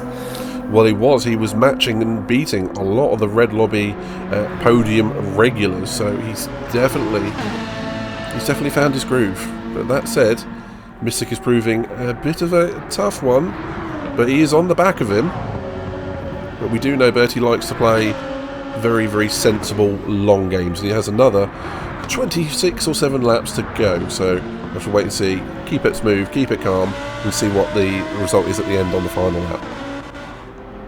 Yeah, I think he's in the better position here because of just having more fuel and having better tires at the moment.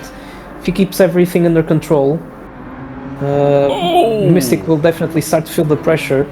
Sorry, Pedro. Lyle misses his braking point into the chicane, face plants into the barrier. Big damage. Unfortunate, and that's going to put him straight under pressure from Phil. Yeah, that is very unfortunate from Lyle. Couldn't. It was at a bit of a bad time during the race for that to happen. And yeah, he's definitely going to put him under pressure. And Phil might already go for the move. And he does.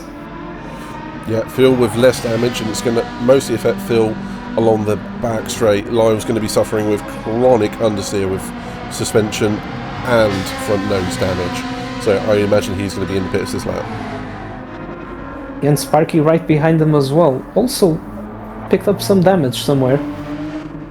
It's very easy done round here, we have to say. And there we go, Lyle into the pits. Lyle. Can't say we're surprised. Sparky with that front left damage. And I must imagine that's into T1, Pedro.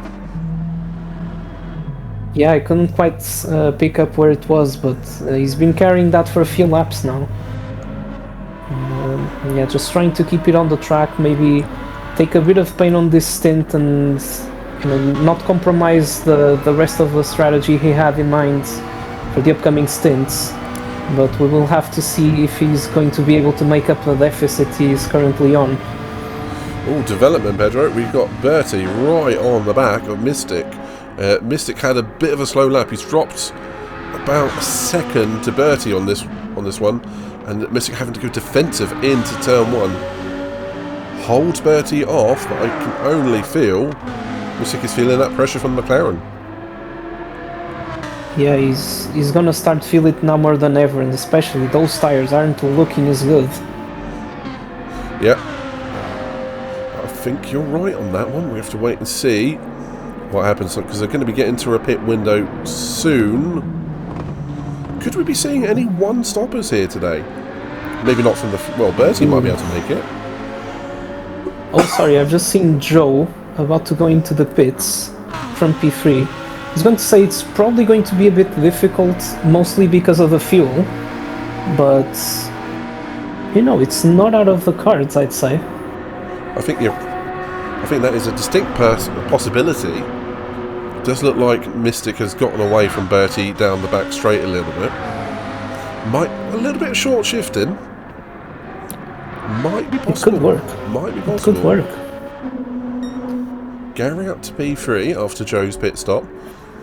Iceman and Damo completely stuck together. Will Damo go for a move into the braking zone as the sun is starting to set here at Tokyo? Not on this corner, but into the next chicane. It's a desperate move to try and outbrake someone into this chicane because it just ends up in such a tight apex. It's something you have to be much more alongside. I'm glad Damo chose to hold off on any moves there.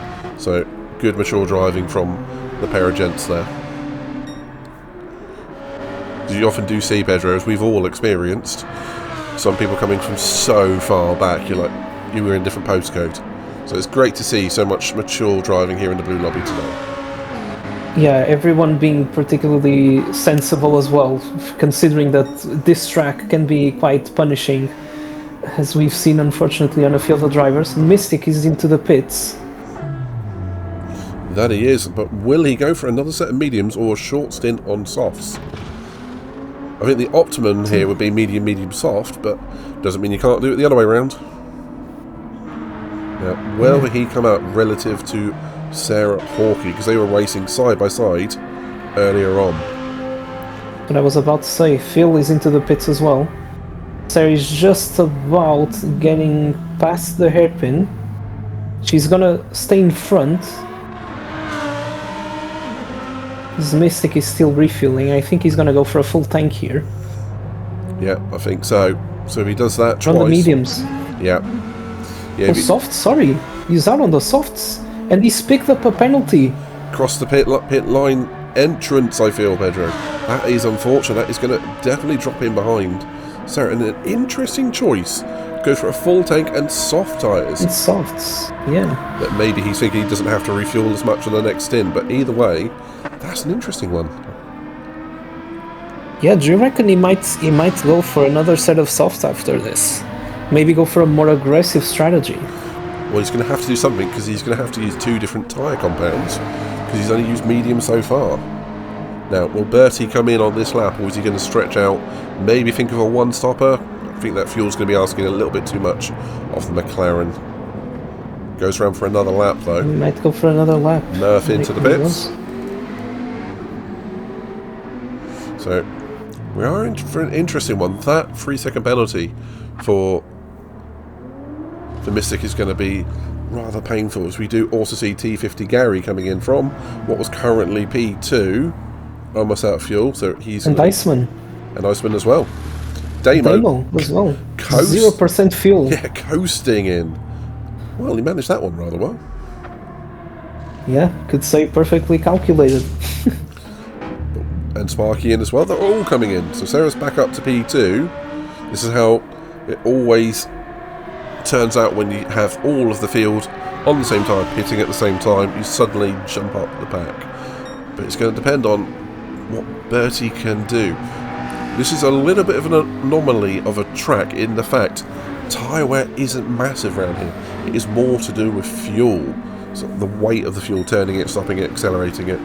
You can almost go faster as the fuel tank comes down despite the tyre wear. So Bertie keeping up a good pace despite the ageing tyres, Pedro. And it does, at the moment, promote Ziggy into P3, who still hasn't stopped. Yeah, I'm going to agree with you there. This track, definitely the weight, especially the weight redistribution around a few of these sectors, definitely does help with the less fuel you have on board. And we're clearly seeing that. I think Bertie might go into the pits this lap. Yeah, surely. Yeah, a couple of percent of fuel. There he goes. Almost caught Sturdy into the hairpin there, but just at the appropriate moment, sort of managed to turn off and go into the pits. So here comes our race leader. Where will Sarah go after this? Will she be ahead of Bertie? Well, that is a question. Depends on what strategy Bertie's going to go for. He may go for a short stop and soft tyres, and then he'll only have to go mediums to the end afterwards. So we'll have to wait and see. It's all going to be about that fuel. Over 50%. He must be going for the medium tyres, surely. Yes, yeah, definitely. I think so too. Definitely. Sarah on 50% of fuel. That's going to be another medium tyre roughly to the early 30s, I reckon, and then soft. Well, no, she's going to have to go for medium again, most likely, isn't she? She's not going to get. Yes, going to be tricky to get that tyre to the 30s. But regardless, Bertie out in P2, quite far ahead of into the Mystic. pits. There he goes. Mystic P3, that 3-second penalty really hurting him.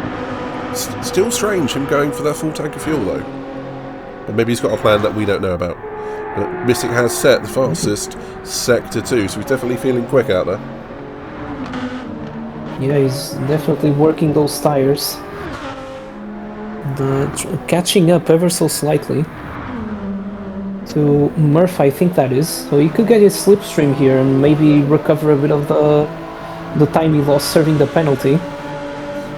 It's also worth saying that you get 3 points for the fastest lap in the feature race, so it is worth remembering. Mystic not setting it on this lap, but he's got more laps to try. But out front, we have one half of the Nighthawk Racing co-founders in P1. Some might say it's fixed, some might say it's fate.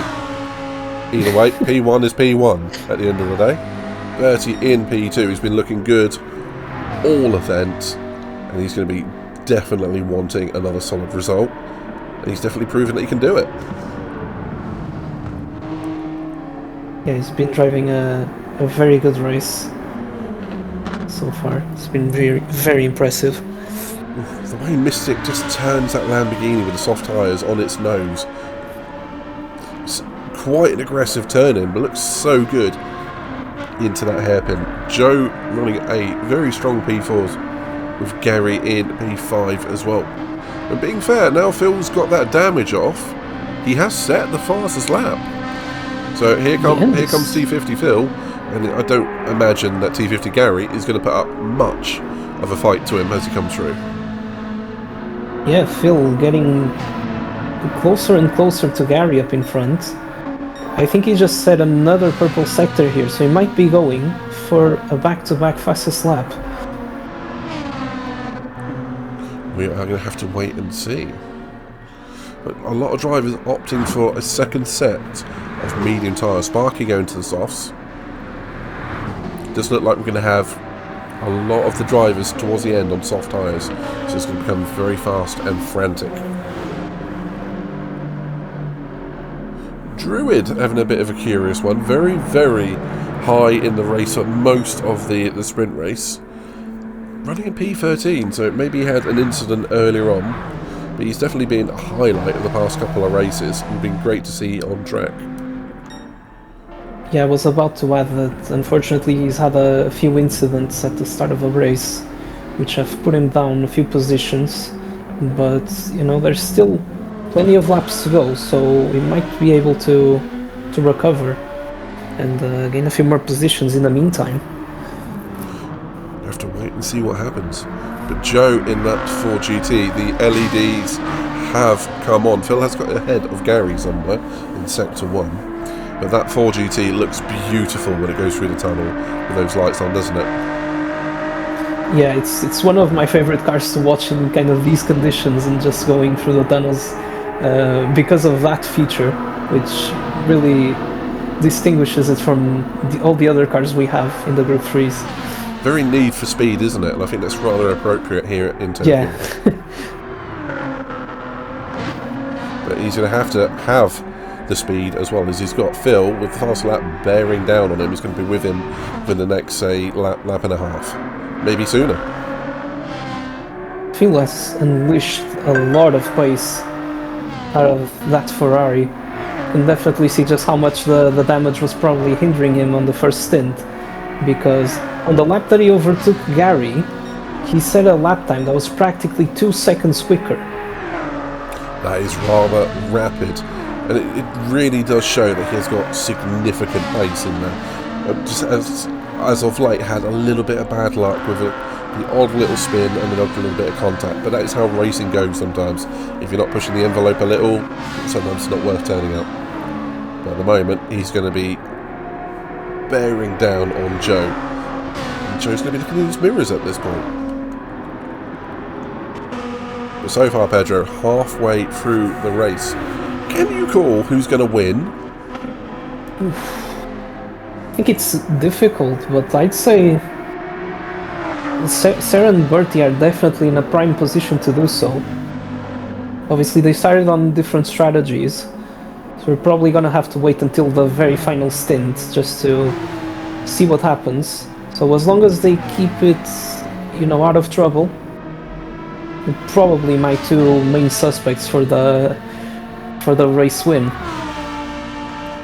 I completely agree with that. At the moment, it does look like Sarah and Bertie are in the very literal driving seat at the moment. With Bertie's last lap being a 34.9 and Sarah being a 35.8. So Bertie is looking supremely quick. Sarah out front. It's going to come down to that final stint, I feel. Yeah, definitely. And Bertie was looking pretty quick on the previous lap as he was setting purple sectors for the first couple of sectors, I believe. So definitely still has a lot of pace in him. Oh, there goes Phil into turn 1 on Joe. He's made it stick. P4.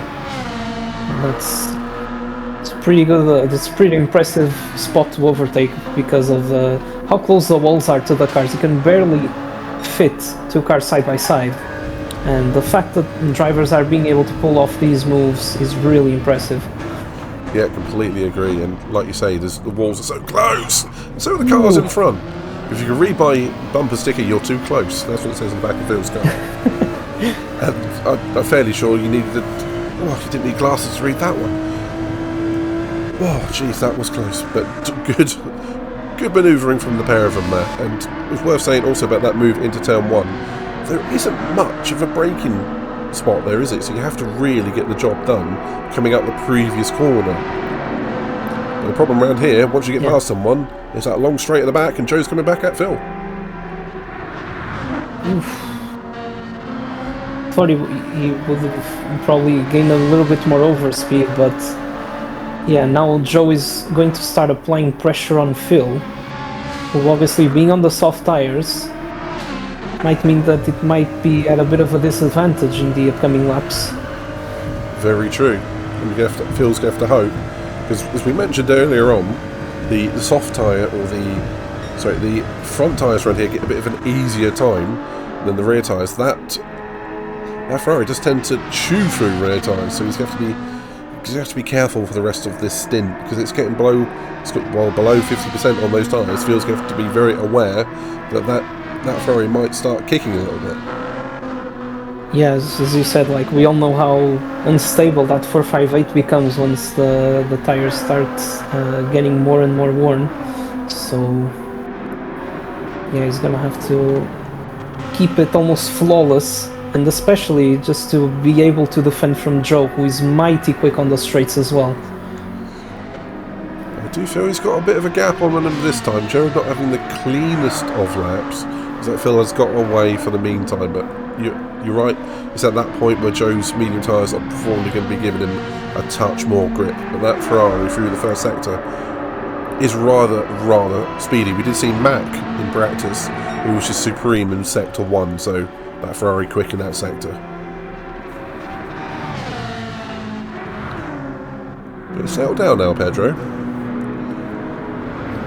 No evident fights on track at the moment, but this race really does come down to strategy. And Sparky does signal to Sturdy that he wants pass through the blue flags. So I think Sparky followed Sturdy into the braking area on that one. Lucky not to pick up any damage, but does get away with it. I think Sparky wants to be on the back of Damo and Iceman. Yeah, and that corner as well, if you just miss your braking point ever so slightly, it's just easy for the car just to understeer wide. And yeah, I do definitely feel like he's starting to get closer and closer to Damo, although he's gonna have to pit sooner than Damo because he's on soft tires. So yeah, we will see, but a battle might start forming soon, especially seeing as Damo is that close to Iceman. Oh, he hits the wall. Oh, that is unfortunate for Damo. He was looking really good, but fortunately for him, he's right next to the pit lane. Change of strategy, go to soft tyres. Nope, stays out. No, stays out. You can think about it for a lap. But sometimes getting a little bit damaged, I'm not going to say it's going to be beneficial, but changing up your strategy can really improve your situation just by reacting quickly. But that said, sometimes just suffering it for a couple of laps, finishing the stint, is exactly what you need to do. So we'll see what Damo does in the next lap or two. Unfortunate for the contact there, but this is Tokyo, it could easily happen. One thing I do want to bring your attention to is Gary at the moment. He has more fuel than Joe and Phil ahead of him by a long way, and he's only just sitting a couple of seconds off Joe. So keep an eye on Gary. He might be stealing 4th place on the final pit stop. I have to wait and see what happens on that one. Could well be. And talking about the top 3 as well, I think Mystic might have to pit soon, because those soft tires are looking very second-hand. But at the very least, he will have to take on very relatively little amount of fuel and probably medium tyres to the end. And Sarah's going to need a pit stop in the next lap. Oh, no, right now. Time for fuel. Oh, she's gone for it. Bertie was right on the back of her in that one. His pace was so much that he was right on the back of Sarah. He's looking supreme here today. Absolutely. Sometimes even getting lap times quicker than Sarah's by a second. Which definitely shows just how quick he is and how suited the McLaren seems to be for his driving style around this track. It's gonna be spicy towards the end, I'll tell you that much. Speaking of spicy, mucho caliente, Joe is in, no damage. He's in rather early, had loads of fuel left. Oh, Change of strategy perhaps. maybe. Let's see, maybe going for another set of medium tires now to the end. Sarah out for 100% tank. She is the first one to pit for her final stop. Joe to the hard tyre. Interesting. Did not see that one coming. Well, Joe was one of the drivers that started on the mediums, so I think he still needed to do his mandatory 2-tire compound rule stop.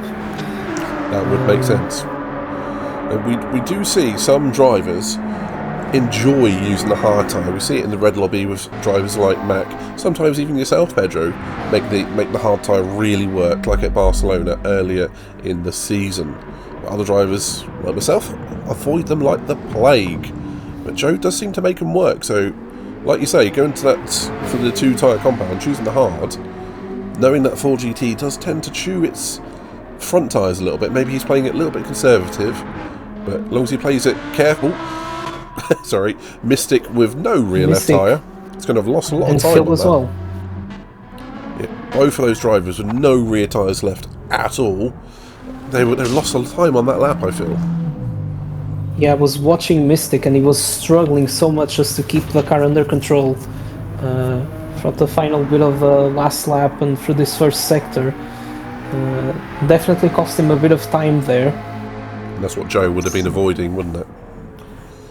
Yeah, that's probably why Joe pitted. In hindsight, he was probably trying to prevent a situation like this from happening. There's a lot more drivers pitting, like Sparky and DJ at the moment. It does seem like Sarah pitting has sparked off all of these pit stops, because you do have years like DJ, Sparky and Phil in. A lot of drivers going to full tanks to the end, I feel. Interesting. Joe has come out in front of Phil. Phil on that medium tyre. I don't know how many laps he did on the set of mediums earlier in the race. I know the soft tyres he used, he did get relatively far. But that Ferrari, 14 and a half laps on the mediums, is that going to be doable? Well, it could well be. I think his first stint was roughly around that sort of lap, but I think he'll try to drive maybe a little bit more conservatively in the first few laps, just really make sure he doesn't come across any troubles towards the end of the stint. Another driver, well, Murph coming in and coming off the hard onto the medium, so he didn't like that hard tyre all that much. I do love that livery that he's running, very flamboyant and bright. It's great to see. I gotta say, out front, Bertie looking like he's just in control now at this point. And we've got Gary, he's sneaking his way up the order.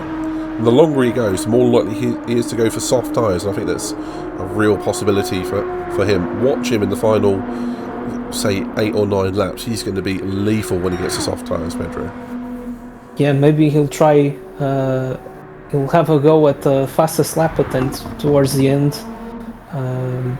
Yeah, he's driving a very solid race so far, I must say. Unfortunately for Eichmann, he has picked up some right front damage. But again, he's going to be in that zone where he's going to be thinking about final pit stop. But sadly, he's probably going to have to go another 3 or 4 laps, or he's going to have to get in the window for those soft tyres. That's unfortunate for him. But again, that livery as well, that looks gorgeous around here during the night. But he's going to be unhappy with the damage, but happy with running P3 at the moment. Damo running a very substantial P4, still with that damage, followed by Lyle, who's going to be closing him down. That said, Damo's pace looking rather solid at the moment, but he has dropped about a second and a half to Lyle on that last lap, who in turn has Sarah Hawkey right behind, and right behind Sarah is Mystic. So he's, with that shorter second stop, he's basically ended up where he was against Sarah. Yeah, it was, just maybe trying to, obviously take the hit on the first pit stop, but knowing that he was going to make up a lot of time, and it looks like it has worked for this stint at least. He does look like he's very confident on those brakes. He's going to put right under Sarah's rear wing. I can only think though, if he'd have gone for the soft tyre on lower field, he would have optimised that tyre wear and that pace and that middle stint. So maybe a slight mistake from him. But that said, it's not going to let him hold it back. He wants that net P2 on the road. I don't think it's going to be into this right-hander this lap, Pedro. Again, we are seeing very mature driving from all these drivers. No absolute dive bombs from miles back. This is more waiting for the driver in front to make a mistake. And around here, once you're in that rhythm, it's very hard to actually make a mistake because you just sink into the track and you feel your way around it. And it looks like both Sarah and Mystic are both in that groove at the moment. Yeah, I agree. Once you have the momentum and if you're really focused on what you're doing around this track, it will pay off, because just as you were saying as well, any mistake around here can be very costly, and it's all about trying to apply some pressure on the car in front and hoping that they make that mistake that can make the difference. One factor to factor in at the moment is Lyle. He's just in front of this pair, and Sarah's going to be wanting a slipstream from that Ferrari, because Mystic is right behind and Sarah's slipstream. Damo into the pits. That'll be his final stop of the race, maybe to softs from 11 laps ago. And here comes Mystic on the back of Sarah, about the same as last lap, maybe a tenth or two closer, which might make all the difference come the braking zone.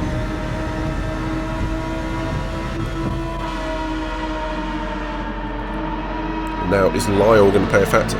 Is Lyle going to have enough fuel to actually get around this track back to the pits? That's going to be another question for us. Yeah, I was wondering, because he was lifting, and you can see him do the same at this corner. As he was going towards the hairpin. Oh, what happened? Mystic fainted up the inside and backed out. So yeah, as I was saying, he has lifted off in a few occasions, so he's probably trying to make sure that he gets into the pits before the fuel runs out. However, Sarah is right behind him. He lets her through, I believe. Does look like a bit close. Lyle is fuel saving a bit, doesn't it? Yeah, and I think Sarah might want to take this slight advantage to try and run away from Mystic ever so slightly. Oh, there's a bit of contact. No damage, fortunately. Might be one for the stewards to look at. I don't know if there was contact putting Lyle into the wall or not, but Mystic needed to get past Lyle very, very quickly there. Maybe not that quickly, maybe not through him, but at very least, maybe one for the stewards after the race. Lyle will come into the pits on this lap, and Mystic chases back after Sarah. Oh, it does look like he made some sort of mistake. Not sure, because he's lost a bit of time to Sarah there at the exit of the corner. Yes, that was a strange one. Maybe he pulled a gear too soon or too many of them, because he has dropped back by quite a few seconds there. Maybe he was trying to let Lyle back through and he wasn't there. He wasn't there. Could be. Yeah, that is interesting. He's definitely dropped 2 or 3 seconds. That's a strange one. Oh, I think from our trackside reporter, he's actually tapped the wall and then ended up hitting the brakes a little bit to try and correct the car trajectory, but that definitely cost him a little bit there. Which on the beginning of that back straight, which is the longest straight we have for a couple of races, you lose a lot of time. It's simple as that. But out front, Pedro. Bertie has been very quiet this evening, but he's going to be happy with that. He's not had to make any passing manoeuvres. He's just quietly got his head down and is enjoying P1. Gary in P2 and Iceman P3. It does look like he has a lot of under control. Will Iceman come in this lap? Yes, he does. Here we go. Time for soft tyres for Iceman. Looking for a good result in that Genesis. Sarah immediately up to P3. And there comes Mystic, just outside the slipstream. We do have Ziggy sitting in P5. I still think he's going to have to make another pit stop. He hasn't got enough fuel to make the end, has he? Yeah, I don't think he has. He's getting close to Mystic, obviously. That fuel making a big difference. But as you say, I think he'll probably have to pit to get to the end. Maybe could have an attempt at the fastest lap as well. There's quite a few drivers out there fully capable of it. So we shall wait and see. I think Bertie will be in this lap. Bertie is in. There we go. Yeah, wide line into the pit lane. Final stop for Bertie. There's got to be soft tyres from there.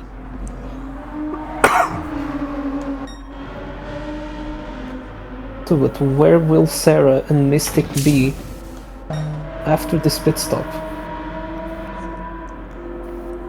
We shall see. Bertie's not going to take on much fuel, of course, is he?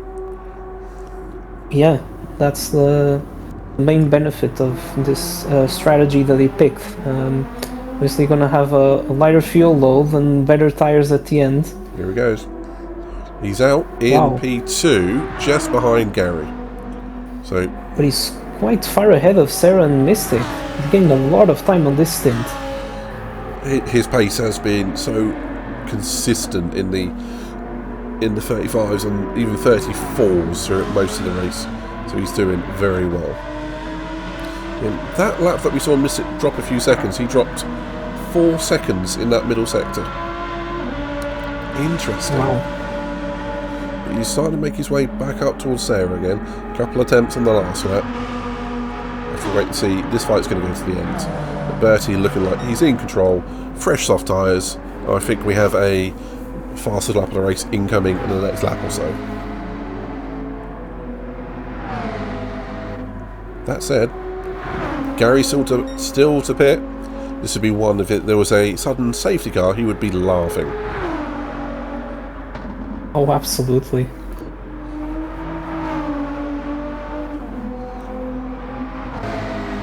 The car's looking gorgeous in this night light that we have tonight.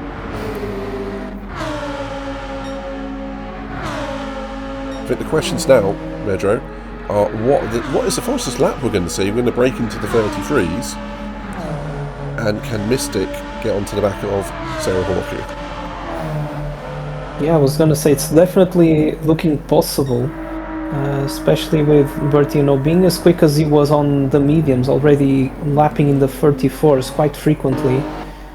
Being on these soft tires with a lower fuel load, I think we might see some lap times in the 33s. And yeah, so Mystic is getting closer and closer to Sarah. Just a few tenths here and there. But where will Gary come out relative to Mystic? That's another question. A few seconds behind. Keep an eye on Gary. He might very well close in on that battle. Ziggy in as well. And worthy of note, Ziggy set the fastest lap in the sprint race, so he is going to be a challenger for that fastest lap. But they're going to have to beat Bertie's fastest lap, which I imagine he will be setting this lap coming. Let's wait and see. Ooh. Close there from Ziggy at the pit lane exit with Sparky. Yeah. It's a bit scary for both of them. Into the 33.8 by Bertie. He throws the gauntlet down on that challenge. Currently three extra points to Bertie here, which will go very nicely with these 3 extra points from his pole position. Yeah, that is a statement lap from Bertie, and I think he might aim to go even quicker. My goodness, almost 3.7 tenths quicker than his previous first sector. Well, let's see what Gary and that GTR can do. He's had some good results earlier in the season, so let's see what speed he can unleash. And my question is, where's Phil disappeared to? I don't see him. I think he's retired from the race. Unseen by us, he has disappeared, unfortunately. So he's clearly, unfortunately, retired due to... we don't know what, sadly. But his T50 companion is still in the race carrying the flag. Very unfortunate, as I think Phil was having a very impressive race. Having picked up damage early on, he was still lapping quite well. And then that stint on the softs was very impressive. But unfortunately, he has retired. Battle for 7th, Pedro. We have Sparky, Damo, and Ziggy all in a line together. It's great to see 3 different manufacturers all together racing hard like this.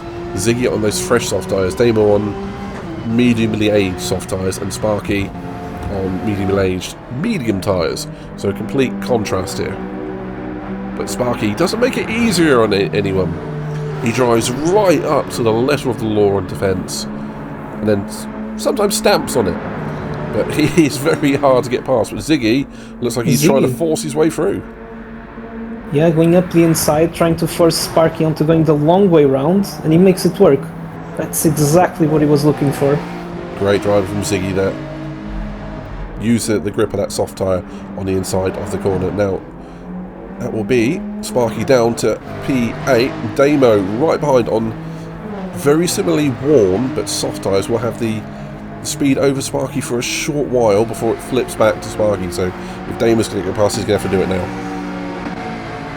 Yeah, I think these upcoming laps are critical if Damo wants to try and finish ahead of Sparky. But he can start to feel that he's struggling a little bit to get the car turned through there. However, Sparky might have made a mistake here, somewhere. Damo is closing in. Yeah, that 911 right on the back of the Mclaren. Bit of an old feud, McLaren versus Porsche on this one. It does seem that Sparky looks like he's having trouble getting the nose into the hairpin. Or very least taking a very wide line. I think so. Maybe he took a wider line to try and get some overspeed and possibly get closer to Ziggy. Well, at the moment, it looks like Ziggy is trying to disappear off into the distance. That's exactly what he needs to do. Get out of slipstream range from the cars behind. So, few laps to go, Pedro. Quick rundown. Bertie in P1 with the fastest lap. Sarah P2. Looks like she is now gapped Mystic, who had a bit of a awkward lap last lap, it would seem. And yeah, he had a Gary. penalty to serve as well. Might have made a mistake somewhere.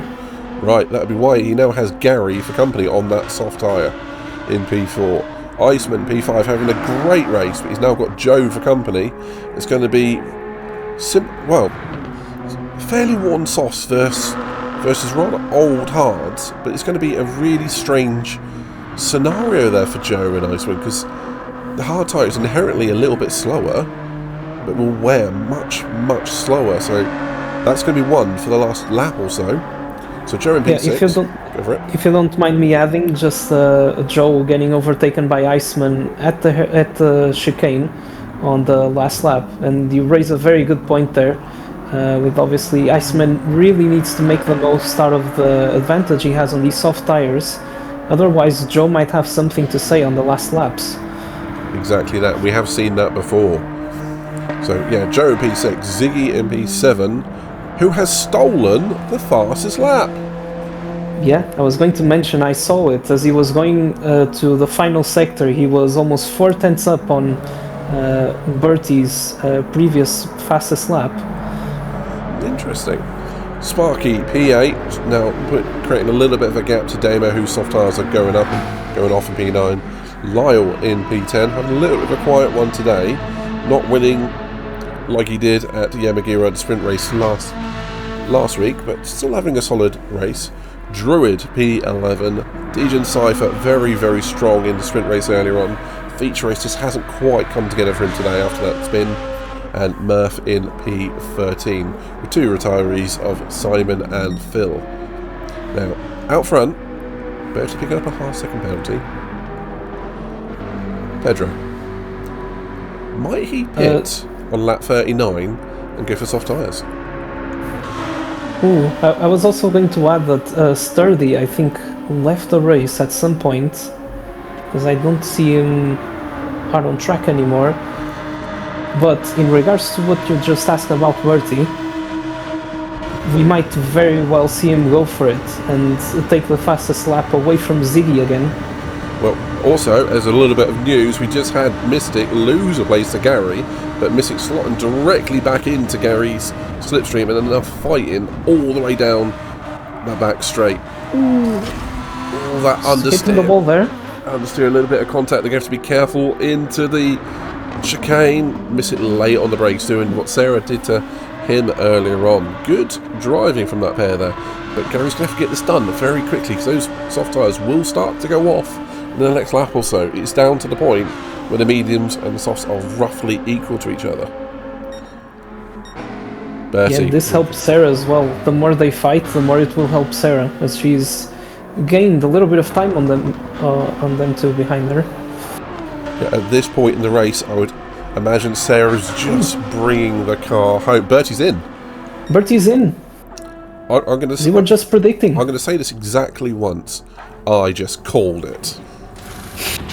I hope someone picks up that phone. Sarah. Another set of softs. P2. Very wide at the hairpin. She's losing time to miss it if she keeps doing that. She's going to have to be careful. Doesn't bring Gary and Mystic with her, but that is going to how this is going to play out for the top for P3 I don't really know at the moment, Pedro. Yeah, these last few laps are going to be very interesting. Sarah picking up a bit of slipstream from Murph there. Yeah, but Gary and Mystic fighting fiercely for P3 there. Ooh, it's like I got a little bit side by side, a little bit of contacts, but Mystic keeps the position for now. Yeah, Mystic very, very good on those brakes, and Gary knows it. Those cars looking rather equal at the moment. And one thing that might also affect this is how quickly and where are they both going to be able to overtake Murph. Yeah, Murph might well be a factor in this, at very least. Slipstream for one or the pair of them. Just Sarah does get past Murph down the main straight. So at the moment, I do see these two start to catch Sarah, but they haven't got enough time to catch and pass, I feel. So Sarah's just got to keep that second or two buffer to them. But here we go, Murph jumping out of the way. Good driving for Murphy there. Yeah, just being aware that they were those two were behind them, and also for Mystic and Gary, it was probably one of the best spots that he could have let them overtake. And Gary spins. Oh, I think he's got enough of a gap to Iceman. He'll be fine, but that is let Mystic a little bit off the hook there. That's unfortunate, but it does show you how hard he was trying there, Pedro. Yeah, it's unfortunate that that corner, as we've said a few times, it's very low grip, and it's easy for you to spin the car if you go on the throttle a little bit too early, and I think that's what happened to Gary, unfortunately. Easily done, particularly around a track like this. Ooh. Mystic hit the wall there, so ever so slightly. Oh, he's trying hard. Murph doing Tokyo Drift in the background. Right, now Bertie, will he set the fastest lap? He's going for it. There it goes. He has. 33.7, that is a cracking lap. Bertie in P1, looking serene and supreme here today. So it looks like she's got P2 nailed on now. Mystic's just going to have to bring this home. Great race for his introduction to Nighthawk Racing. Gary, really impressive today. Another lap to go, but he has definitely earned his top 4 position today. And there's so many good stories out there, I feel, Pedro. Yeah, I think we might see another one as Ziggy is going almost side by side with Joe on the main straight. I think he might go for the move here, and he does. Up to P6. Well, we got the answer on if the hard tyres were better than old softs for Iceman and Joe. I think the old softs were better than the hard tyres, but still a great drive from Joe today. Yeah, and I am seeing, I'm not sure if Ziggy might actually be able to the very least, get close to Iceman towards the end of the lap. Because Iceman is running low on fuel, his front tires are very worn, and Ziggy is looking pretty quick behind. Just about under 3 seconds. With that in mind, Pedro, Bertie rounding the final corner. Nothing but a whisper fuel, a fastest lap, and a P1. Cracking race from Bertie here today, well deserved. From pole position. And another fastest lap, wow.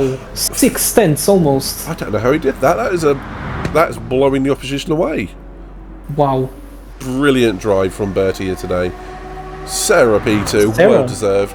P2. Mystic P3 in his first race. Great race from the top 3. Gary, a little bit unlucky, but well deserved P4. Murphy finishing P13, a lap down. Iceman on those dead soft tyres. Rounding the final corner. He's going to just take P5. Another lap, Ziggy would have been on top of him. Ziggy P6. Joe's had...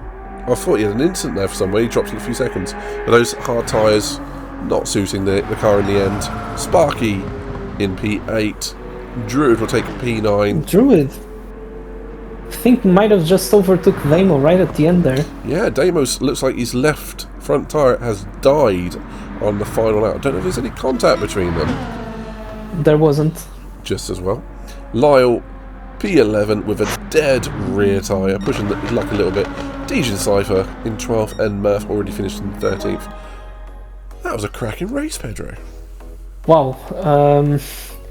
Yeah, and also, as you say, when you're having fun, it seems like the time goes by quickly. And I find it hard to believe that this race has already ended, but what a race that was. Just, I don't know, there's so much to unravel here. Well, I'll just go over the official results very quickly.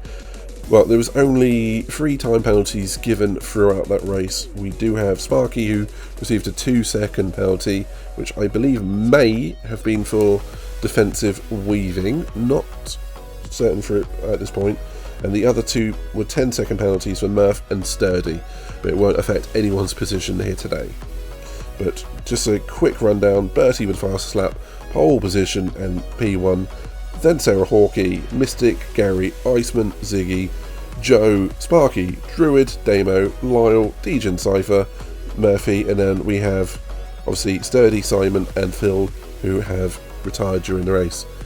But Pedro, lots of action in that race and lots of really good mature racing all around the barriers here today. At no point did I see anyone shoving someone off into a barrier and any sort of bad racing. Really good to see from all the field out there. I agree, and a very strategic race as well.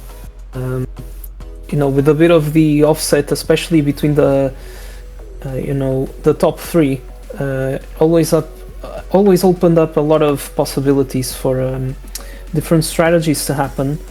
And yeah, it was a very, very good race in all of those aspects. I mean, I'm just finding it hard to even describe some of the things that I've just watched here today. It was such a good race. A lot of unexpected events. I mean, I don't even know where do you want to start. I'm right with you on that. there's lots of good racing, lots of really good, neat defensive driving. And what can you say? Well, we'll start at the top. Bertie with a fabulous win there, near lights to flag victory there. Ran in P3 for a little while, but was just very, very sensible, and then just unleashed the speed at the end. Sarah with a double second place podium here today in the blue lobby, which will definitely put her in fighting for the red lobby next race. And we have Mystic also with a double podium in third. So what can you say? It's great to have a new driver on the grid, and it's great to see someone taking the first steps in Nighthawk racing and having a great race out there against the likes of Sarah and Bertie and others as well. Yeah, that was a phenomenal debut for Mystic. Was a very, very good showing for his first race with us. Exactly that. And a couple of really great drives out there from Joe as well, trying something different. Gary having a much better feature race, and even Iceman getting the top 5 as well. So, and then we got to see the speed from Ziggy as well, but that, you got to say, Bertie with that final lap, taking that fast lap was a bit of a Mickey take. He was just in a different league today. It seemed like he had everything under control from the very moment. I think you could even say, even in the first stint, despite being behind Sarah and Mystic, it seemed like he had everything under control from then on. And it was a very impressive drive from him. I must touch another point in regards to Gary and Iceman. Obviously, they finished P4 and P5 when they both started P10 and P11 respectively. It was, just make up all of those positions in a track where it's really difficult to overtake is really impressive too. Agreed. A bit of a shame that we couldn't see a bit more of Phil, who had that incident at the beginning of the race, picked up damage on that first stint, and showed like he had a very good pace today. Unfortunately, having to retire from the race. I just think everyone behaved so well during this race, and there was a lot of respectful, clean, and methodic sort of driving, which is always what we want to see. Right. Track seemed to throw a curveball ever so often, as you know, it's going to pose a lot of challenges with the walls being this close together. Bit of a high-speed nature throughout the majority of it. Might cause a few instances where you just need to be on top of your game at all times. And yeah, the pack was also relatively close together throughout the entirety of this, which did help, especially very early on, for some really good battles. I agree. Lots of really very good race overall. I agree. Lots of really good close racing throughout. It was great to see. But now this is going to be the difficult question. Driver or drivers of the day? I'm going to give you mine straight off rather than asking you. Give you an extra few seconds. Because I've got a reason behind it. Okay. Obviously Bertie is a massive, massive shout for driver of the day. But I am going to give it jointly to Sarah Hawkey and Mystic for the double podium in both races. Great close racing with Bertie just tucked right in behind them, as it were. Yeah, I think so too. Bertie's qualifying and feature races were outstanding. It was a pretty dominant display from him in that sense. But I have to agree with you. I think it's fitting to give it to Sarah and Mystic, just given how much they were also battling throughout both races. I think it's fitting. As much as it pains me to leave Bertie just outside of this, he's a honorable mention that could have definitely been one of the drivers of the day. He's drove superbly, but I agree. I think Sarah in particular has been phenomenal. P2 in the sprint, P2 in qualifying, P2 in the feature. Just bit of a theme there, isn't there? that was mighty impressive from her. And obviously Mystic, what a debut. I don't think he could have asked for a much better debut than this one at a very challenging track as well. getting these good results. As we know, the caliber of drivers in the blue lobby, it's always, they're always very close together in terms of performance, and the fact that he just joined the lobby and straight off the bat was this competitive and this strong does really give us, a good indication of what he might be able to do in the upcoming races. Agreed, and it follows somewhat in the footsteps of when we had Fodder join us a season or two ago, and being very strong in Suzuka. And it's always great to see someone come in and, despite starting at the back of the grid in the sprint race, come through to a podium as well. So keeping good company there. But absolutely. One final question for you. I'm going to say highlight of the race for you. I'm going to give two actually. You got anything? Okay, just go ahead and I'll think a little bit more. So I have a few of these moments. The dice between Sarah and Mystic through the chicane going side by side, that was great to see. And then the other one is just that Bertie fastest lap. Just because he could. I mean, I have to agree. I have to agree with you on both of those. I have a few of those in mind. Maybe I could also say, I think it was Bertie's overtake at the banked right-hander just before the chicane to regain that P1 again. It was a good moment. I think it was Mystic. That was very good. Yes. Very good overtake. And I think Mystic came into the pits straight after that. It was Bertie season upon when the tyres were coming towards the McLaren and really utilising the speed of it. Yeah. Well, with that said, Pedro, I'm going to say thank you very much for being in the commentary box with myself today. It's been a pleasure. Yeah, the pleasure was all mine. Thank you for inviting me. It was a very, very good session for me to be watching and commentate on. It was super enjoyable. We'll have you back, don't worry. And then what can I say? This will then feed us into the Red Lobby feature race, which will be coming up next. But after that, we still have half a season left to go. Let's see what the rest of the season and the next race can bring us. So thank you very much from myself and Pedro. See you in the next one. Red Lobby qualifying results. Sadly, one driver in Pedro missed the qualifying in the pre-race, so he will be starting at the back of the grid, but we'll see what he can do in the feature race.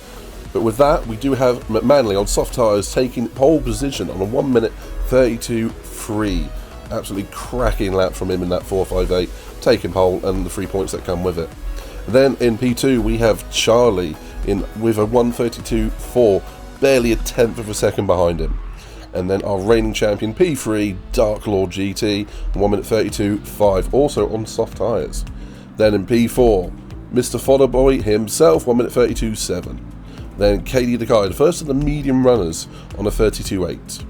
Then P6, Giles or Giggles, on soft tyres, on 1 minute 33.3, barely a second behind P1. Good effort from him there.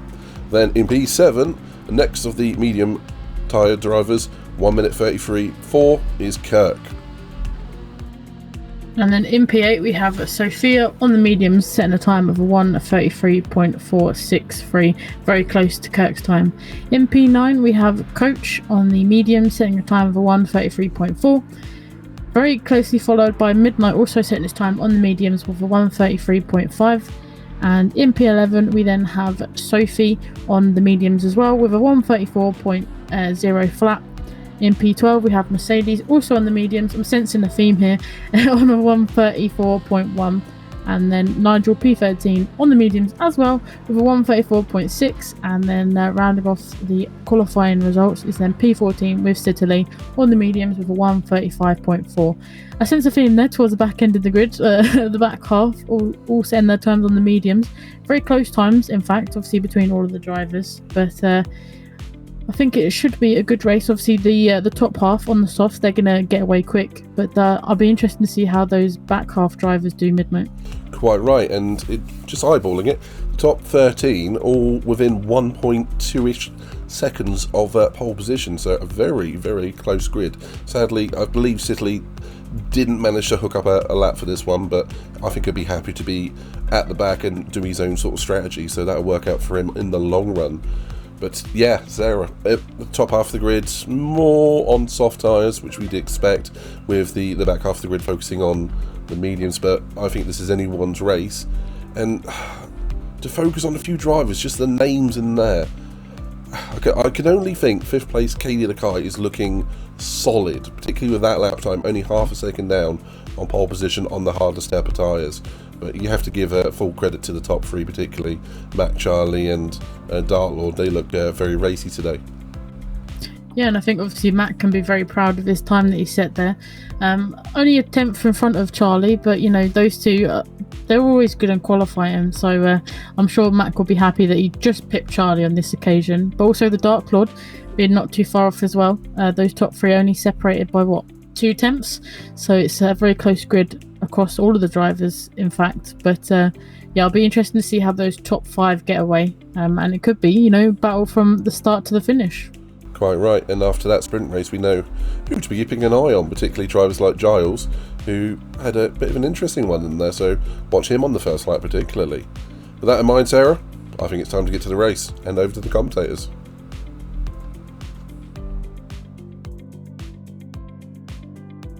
Right, so on to the feature race here at Tokyo Expressway south clockwise. We've got Mac in P1, a very great qualifying for him. Oh, Fodder getting a little bit of a poorer start compared to the cars around him.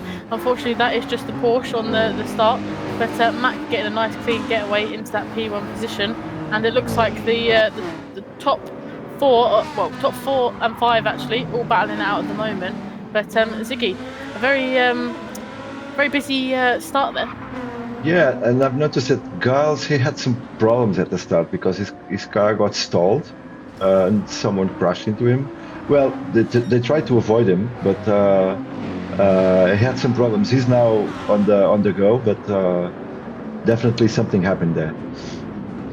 I think someone might have picked up damage from that as well. I think Citily potentially has picked up some damage because he's quite far behind, and Mercedes as well. So I think you're right. The 2 that got caught up in that was Mercedes. He's already into the pits, maybe potentially to repair that damage, and City's gone round again.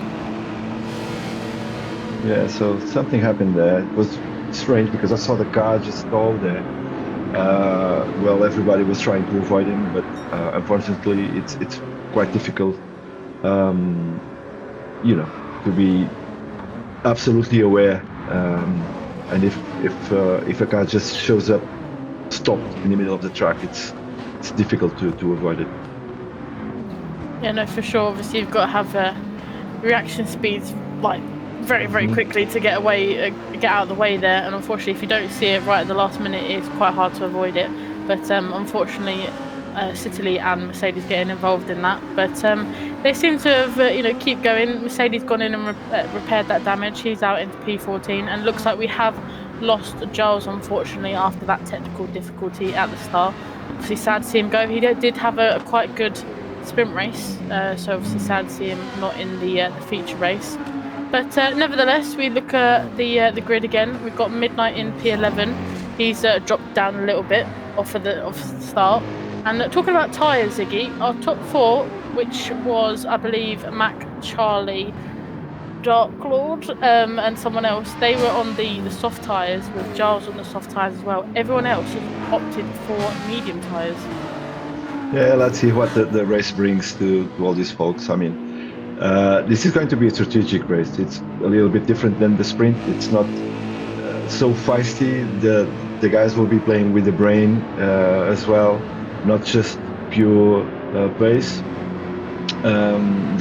They won't be so aggressive, I imagine, especially because of the characteristics of this particular circuit, which is not, it's tight. It has no compassion for the drivers that flips the wall, so they need to be a little bit more careful, and they have a long race ahead of them, and they need to be, more smarter and less, just. They don't need to be with the knife on the teeth every single lap. Yeah, if I can say this. Yeah, no, I get what you mean there. Obviously, a lot of these drivers have to be quite precise with their movements and their overtakes, and obviously, if they do get close to that wall and they do touch it, they're not very forgiving. I think we found that out a few times in the sprint race, unfortunately. Like I say, the feature race being a bit more of a strategic race, drivers are going to have to think a little bit more carefully when they're going for, dangerous moves. Unfortunately, obviously, the thing at the start can't be helped. But all like this here, Sophia nearly getting Kirk there, but Kirk just about surviving that hairpin. But I think the drivers are going to be a bit more careful with some of their moves, especially in the feature race, because you lose all the time when you have to go into the pits, and drivers definitely don't want to do that. Obviously, Mercedes he's catching up to the grid. Obviously, he's got a freshly repaired bumper, which will do him good. But Citily and Mercedes are doing a little bit of catching up. Pedro, who started in P15 after unfortunately missing qualifying, has got himself up to P12, and he's on the bumper of the Audi R8 of Sophie. Those two getting very close to each other there. We've got a four-way battle for that P9 position with Coach, Midnight, Sophie and Pedro all going into the chicane here. Sophie having a good race so far in that Audi R8, but everyone else seems to have got to that stage where they've settled into the race a little bit. 3 laps in, they're still fighting for those positions. Katie the Kai in P6, he's on the mediums. Oh, Sophie on a move tried a move on Kirk, with Kai just behind them. I was gonna say, even this circuit being, it's not. It doesn't punish that much the tires on this track. They must have some careful to take the most of the tires they are, to try to have the less spending time on pits. Kirk almost. Oh, nice save, almost. And being the pit so difficult on this track because it's by the end of the hairpin, and we know it's a place where some accidents may happen. It's a place they wanna avoid at all costs, to be on the pits. Yeah, couldn't agree more. And it's unusual. Obviously, most of the tracks that we visit, the pit lane is right by the start-finish straight. The pits of this track is almost like halfway into the lap, so that's another thing for the drivers to be aware of for their strategies as well. They don't want to leave it too late to pit, or they might run out of fuel or tyres. But like you say, they want to be careful, because if they have an accident after the pits, they've got to do quite a long way before they get back round to the pits again.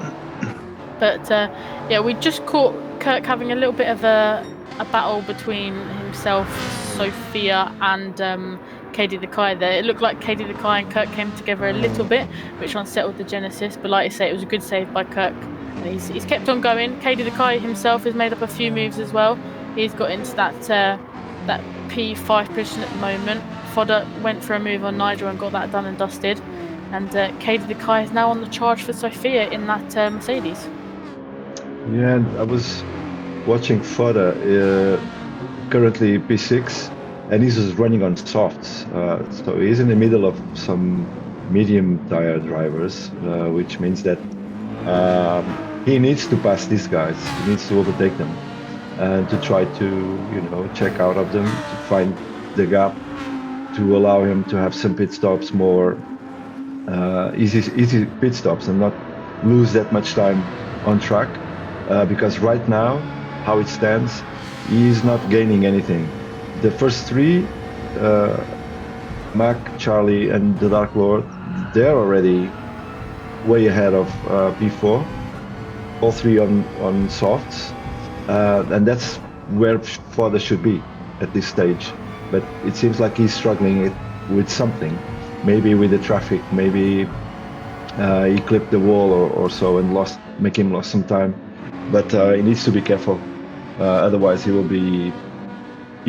have a tough journey by the end of the race. Yeah, Coach. Yeah, unfortunately, Coach looks like just on the exit of that chicane there, the Supra spinning him round. But he's kept on going. He's currently in P12s at the moment. Like what you're saying about Fodder, obviously in that P6 position, not too out of reach of the podium at the moment, but obviously this is round 6, so we're getting to the second half of the season. If he can score as much points here, that will put him in a good position going into the next couple of races. He won't be able to take a day off, but obviously he'll put himself in a good position to keep on fighting for that championship. which is very, very close at the moment. I mean, well, I say close. Katie Nakai has got quite a lead, a quite healthy lead at the moment. But we all know it's swings and roundabouts here. One bad race could change it all, and one good race from the likes of Fodder and Midnight could change everything. But looks like Katie Nakai might be eyeing up a move on Sophia here, and just a little bit further ahead we have Charlie trying to force McManley into a bit of a mistake here. Charlie having a good race so far. Ziggy in that P2 position, keeping the pressure on Mac. Keeping the pressure, and is doing a very well start of this race. We know how Charlie can be. He can be really good on this kind of tracks. I think it's probably one of his best. I wouldn't say abilities, but his best skills on driving is on city circuits. We are used to see him pulling out very good results. So interesting to see how it goes. This is early stage still, but anyway, we can already start to understand a little bit how some drivers are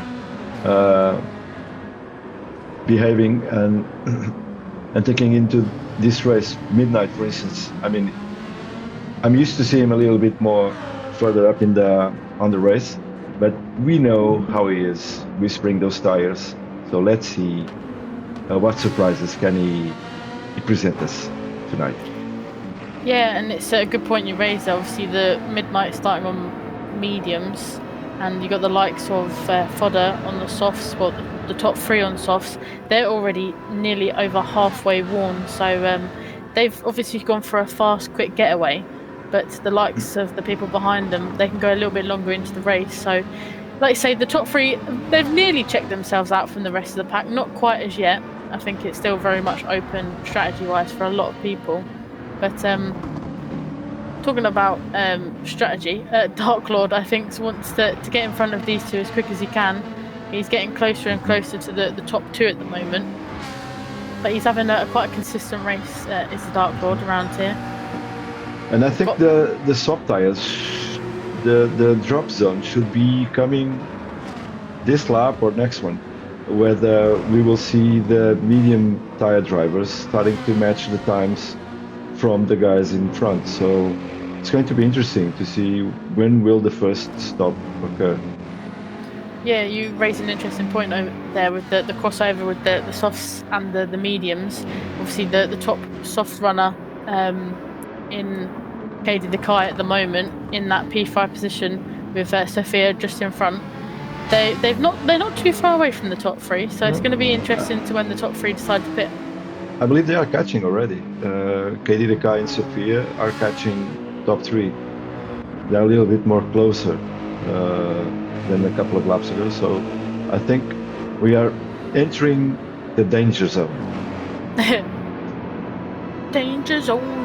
But talking about Katie Nakai here, he's patiently waiting behind Sophia here before the chicane, maybe trying to force her into a bit of a mistake here. But I think the only thing saving the top three, the soft runners at the moment, is that it's getting a little bit dark on track, so the temperatures is gonna fall a little bit. But you can already see Sophia is nearly on the back of Dark Lord already. So I think you hit the bullseye there. That the last lap was that crossover point where the mediums have become the more dominant tyre to be on, and the softs are dying out. Yeah, we can. It's clear to see how Sophia and the Katie guys are catching top three. They should be stopping soon. Everybody else is on medium tires, so I think they will have a long run on this one. A few of the likes of Charlie here, the middle of the McManley and Dark Lord sandwich. Would you pit now, or would you carry on going around with them? I would pit now. As he must have heard you, because he's coming into the pits. I would pit now. Yeah, and it's going to be they will have to work hard, the top three, to get back on the contender for this one, because all the gap they've built on the first 7 laps, they lost it completely to Sophia and to Katie Nakai. Yeah, and there's Charlie. It's just that our first pit stop, strategy-wise, has come out in P10. So he made the brave decision to come in, obviously, out of that sandwich. Sophia has got right up close to McManley here. Dark Lord has got up into the lead in the last couple of corners. So he's got in Nice front move. of McManley here. But yeah, obviously Charlie making a brave decision to come out of that pack, get a fresh set of rubber, and to go back into some fresh air. As we look like Sophia is about to overtake McManley here on lap 10. So those softs Ferrari. have well and truly died now. That Ferrari Dark just Lord, chewed tires. it does indeed. You can see they're basically nearly on the canvas already. I wouldn't imagine McManley going round again. If he does, he's a very brave man, indeed. But we've got the Dark Lord here, which is he's in that P1 position at the moment. I think he's going to come into the pits as well. But Sophia has put herself in a really good position at the moment, in that P2 position with those medium tyres. We've got McManley going into the pits, but Dark Lord has gone round again. I think it's going to make him lose more time. I think the Dark Lord should have pitted already.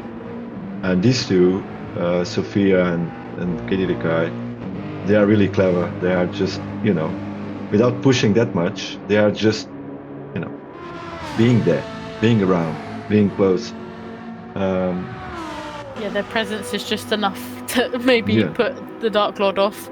Obviously, the Dark Lord is the Season 4 champion, but you've got the Season 3 champion, Katie Lekai, not too far behind. So those two are used to racing each other quite closely. But obviously Sophia here as well, we know how fast she is.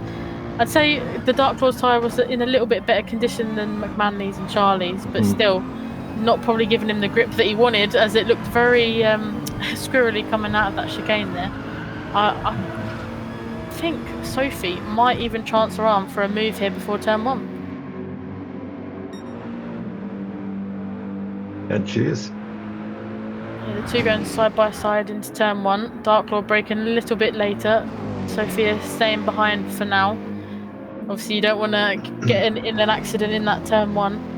It's a long way to the pits, but I can't imagine Dark Lord going around for another lap here, Ziggy. I don't think so. I mean, it's too risky, and it's easy to lose the car on this with the tires under these conditions, and he could ruin his race. Now he's going to stop for sure. Yeah, there he goes. We all know that the Mclaren can treat tires better than other cars. And we know how Dark Lord can be in terms of driving. He's really fast and he's really consistent. But anyway, it really pushed a little bit more than I would, a little bit further than I would, because in my perspective, it made him lost time instead of gaining time. So let's see where he is after Charlie and Mac. Pitted. Saying that, yeah, Dark Lord has just come out of the pits in P7, so on the road he is in front of Charlie, who is in P8, and Mac, who's in P9, so he's kept in front of the two that he was battling before the pit stops. So maybe timed it well, or just about timed it enough to create a little bit of a gap from himself and the others. Maybe the presence of Sophia and Katie Lekai was pushing him along. Maybe. Or perhaps Charlie or Mac had some small damage to handle. I don't know. But anyway, it was a good job from Louis there, pulling up a little bit of a gap between for Charlie and in relation to Charlie and to Mac. And now let's see how Katie Lekai will play along with Sophie. Katie Lekai will use it here. His tyres looks like they're in a little bit better conditions than Sophia's in front. They're quite evenly matched, but I'd say Katie Lekai's got the slight edge at the moment, and he's taking full advantage of that slipstream that Mercedes in front is giving him, pulling him along. But maybe he's sitting patiently behind, saving a bit of fuel here. Yeah, saving a little bit of fuel. I was going to say that, mention that. He has a little bit more fuel than Sophia, which is, it's an advantage as well. So. I was going to say, because there would be some drivers there which would have tried to make the move and maybe potentially force a dive bomb here and there. But Katie Lekai, he's pretty happy just sitting behind at the moment. talk about sitting behind, we've got Midnight, who's just tucked up behind Nigel in that Ferrari. Ferrari versus McLaren at the moment. Nigel goes a little bit wide coming out of the chicane, which has allowed Midnight to get alongside him here into the final corner. But Nigel on the defensive here. Midnight trying to make a move potentially here, going alongside Nigel onto lap 12. Will Midnight get the move done? Will Nigel break a bit later? We shall see. Going up to the brake markers now. Midnight on the outside. Nigel still on the outside. Nigel forcing Midnight out a little bit wide here. But Midnight's now got that inside line. I want to say, brilliant racing between these two here. And Nigel's got back out in front at the moment. They're getting so close to the walls. They're so brave. Yeah, that's a fine example of clean, brilliant racing, hard racing, but with respect, and that's how we like to see. And another move, trying.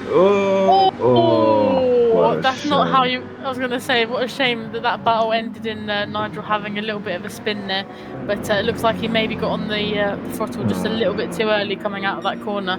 But it was a good battle while it lasted, and I'm sure Midnight will give Nigel a bit of a message afterwards saying thanks for the great racing. But that has promoted Midnight into P4, so not too far from podium now. Was this a commentator's curse, Sarah? Oh, Maybe.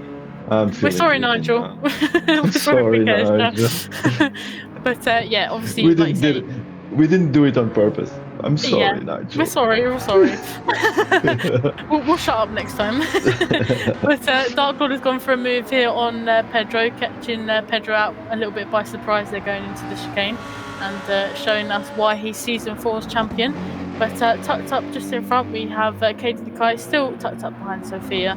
But yeah, I think obviously the battle between Nigel and Midnight there, like you say, I couldn't agree more. It just goes to show that you can race side by side here, nice and clean and respectfully. You just obviously have to trust the person you're racing alongside. And exactly. Midnight and Nigel showed that it can be done. But having a little look across the board at the minute, Fodder still in that P9 position. So having a little bit more of a more difficult time compared to the sprint race. And Sophie's in P10. But Citily and Mercedes, obviously, unfortunately, after that very, probably for them a very annoying getaway from the start, they're still in that P12 and P11 positions at the moment, not being able to make much ground. It's very unfortunate for them because obviously it wasn't their fault from what happened, but it just goes to show if something happens off the start or in the first couple of corners, it can pretty much ruin your race or completely throw everything out of the park. But they're doing well. Obviously, they've kept going.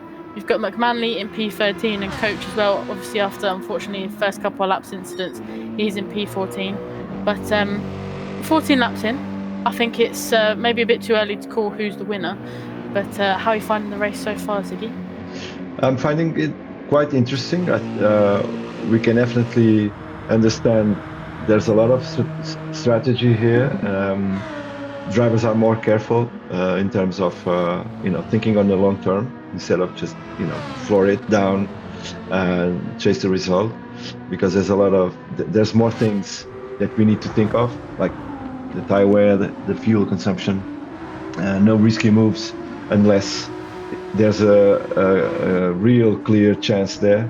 Otherwise it might just wreck your race completely, especially on a lobby like this with the top drivers where everyone is really fast, really consistent, and they make the days really harder for the drivers that just make a small mistake or so. It's really hard to come back and to jump back into the race.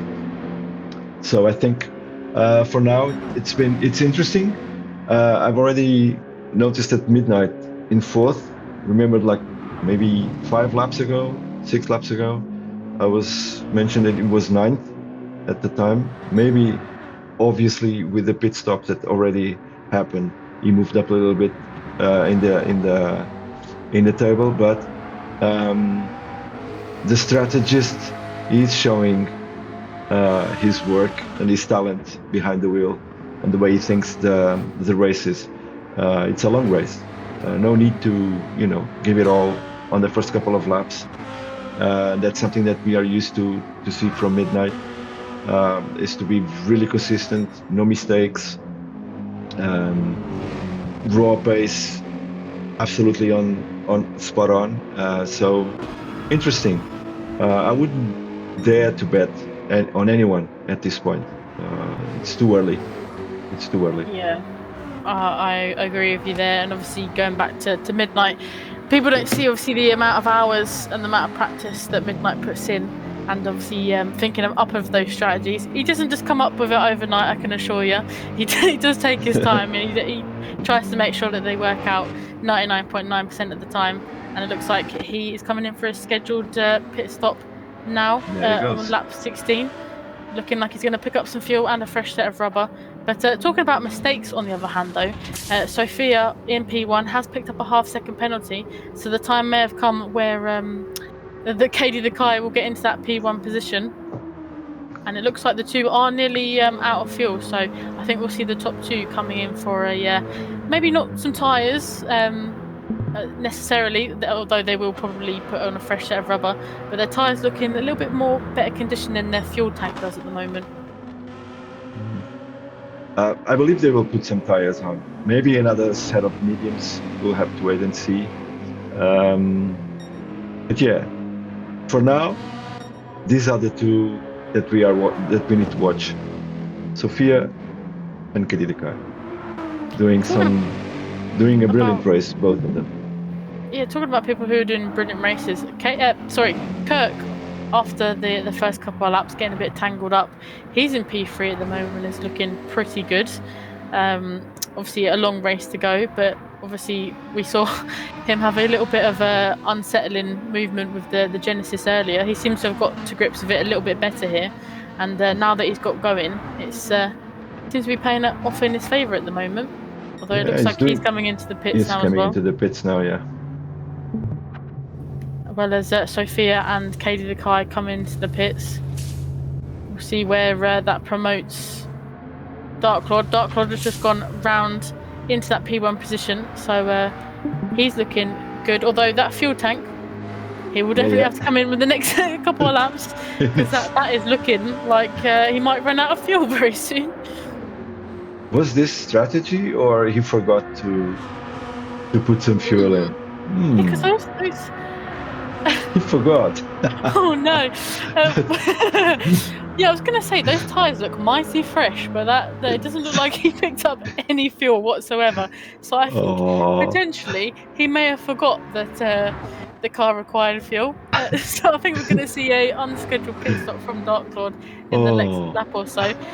If he makes it back to the pits, that is, because it looks like it's wearing very thin, and he's got about half a lap left to go.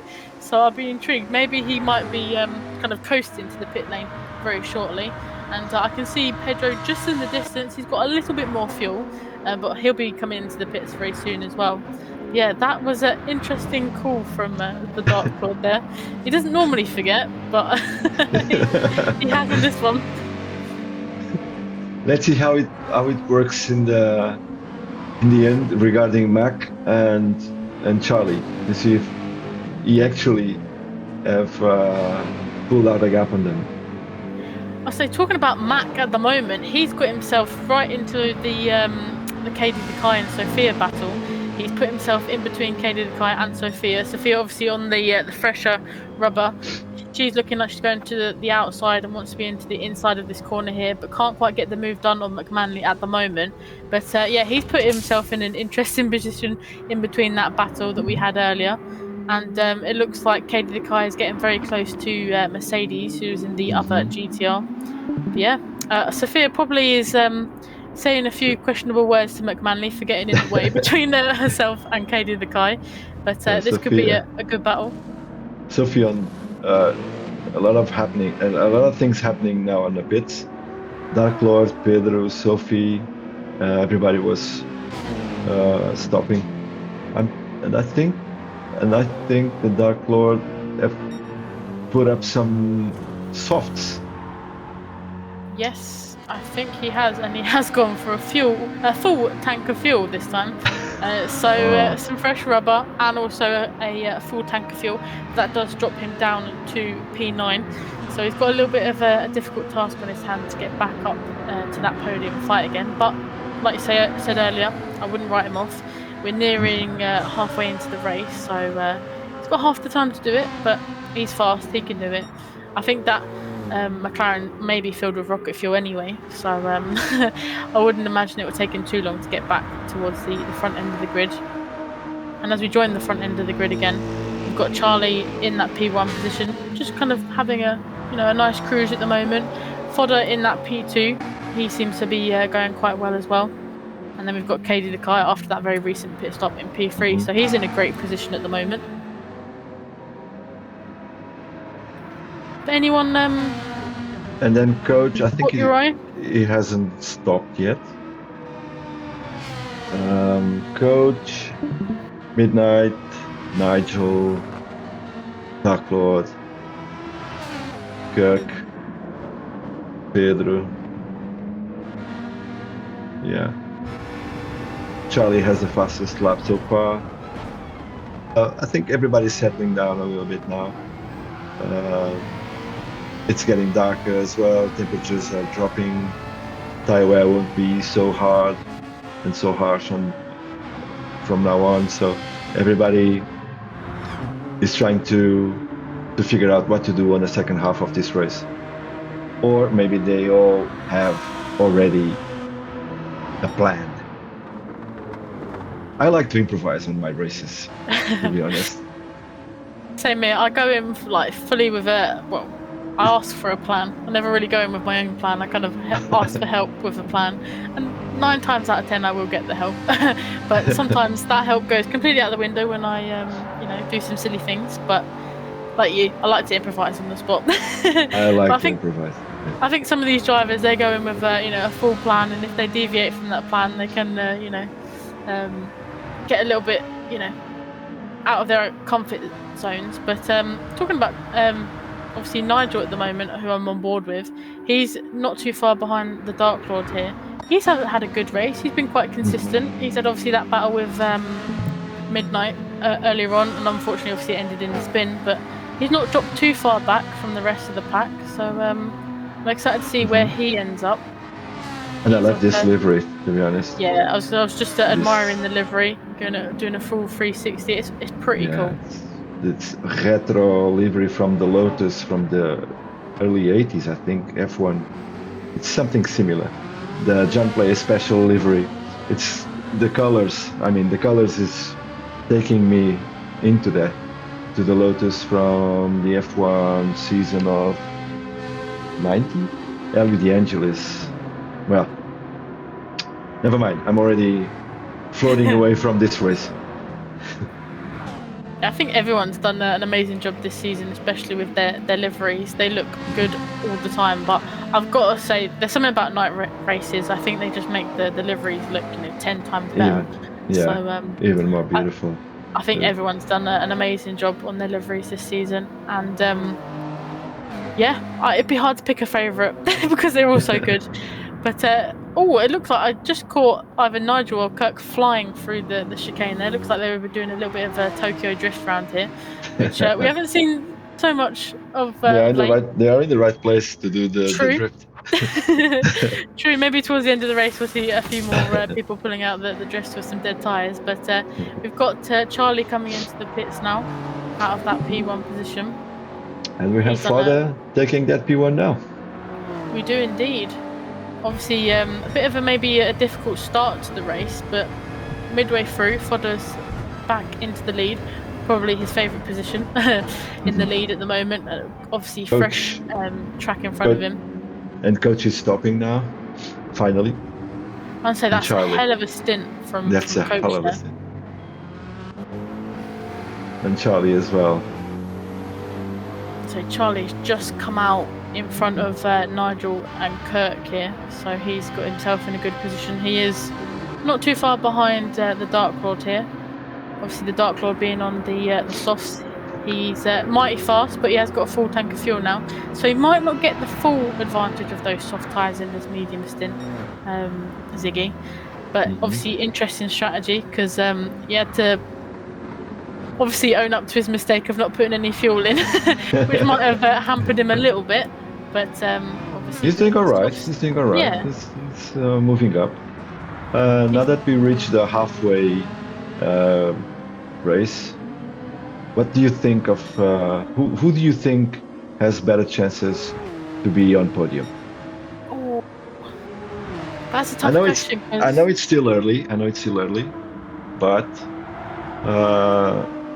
The problem with me, I don't want to curse anybody. I don't want to pull out the commentator's curse. But I mean, if I had to say as of right now, I'd probably say Katie Lekai, Sophia. Oh my! Although Sophia has picked up damage front wing and a little bit of wheel damage on the right-hand side there. oh, that will cost us some time. Yeah, we didn't quite catch what happened to her there, but she'll have to come in to repair. Obviously, the aerodynamics of that car might be creating a bit of a pain for her, so that will lose her a little bit of lap time. But up until that point, I was going to say Katie Lekai and Sophia are my favourites for the lead, but maybe after an unscheduled pit stop, that might throw Sophia off the podium altogether. But I don't know, it's difficult. I'd say maybe Katie Lekai. Midnight's not too far behind for the podium at the minute. he's there. I think Fodder. He's there. Maybe Fodder or Dark Lord for my my podium people. I think everyone's in with a good chance. Who do you reckon? Who would you pick? I think. Well, I think looking at the season so far, I think Katie Lekai, it's always a good bet to be on the podium. I would say Katie Lekai. I wouldn't take out Midnight on this one. I'm gonna bet on Midnight, even if knowing the car, it's not suitable like others for this track. But I know his capacity and how good driver he is. Although I hate him, and also I would go for Fodder or for Dark Lord as well. Yeah, I think we're on agreement there of obviously the top 5 at the minute is kind of the favourites. But Charlie in P6, he's not too far behind. He seems to be kind of ringing that BMW for all it's got. I mean, even Kirk is on the he's quite close to Charlie. He can be easily a top 4, top 5. Yeah, and it's good to see maybe the slightly different cars getting up and around the podiums. Obviously, we're used to the McLarens, the GTRs, getting on the podium. But it'd be nice to see, obviously, that maybe the BMW or even the Genesis of Kirk getting on the podium. Like you say, he's not doing too badly at the moment. But like you say, obviously, the McLarens don't seem, I'd say, the car to be in around here. They're very consistent, but they don't seem the fastest around here. I think obviously the GTR of Katie Lekai seems to be the car to be in, and maybe the BMW as well. But yeah, agree on that. Yeah, still a long way to go. So for sure, things will happen. Lots of turnarounds may happen. So we'll have to wait to see how they will behave now that it's getting darker, and the perception of the space is a little bit different with the light poles and everything. It's not the same as a sunny day. The braking points are not so clear as at least for me. No, you bring up a very interesting point there. One I didn't even think about, which I should have. It's like you say, obviously the change in light. Obviously it changes. Obviously some people use shadows for their brake markers in certain parts. So obviously once the sun goes down, the shadows go. So obviously you're having to change your brake markers up a little bit. And obviously, like you say, the change of light could be affecting some of the drivers and their perception of the track. So yeah, it'd be interesting to see how the drivers transition, obviously from daytime into the nighttime racing that we're going into at the moment. It's not reached its darkest yet, but it's getting there. It's getting there quickly. Yeah. So everything changes.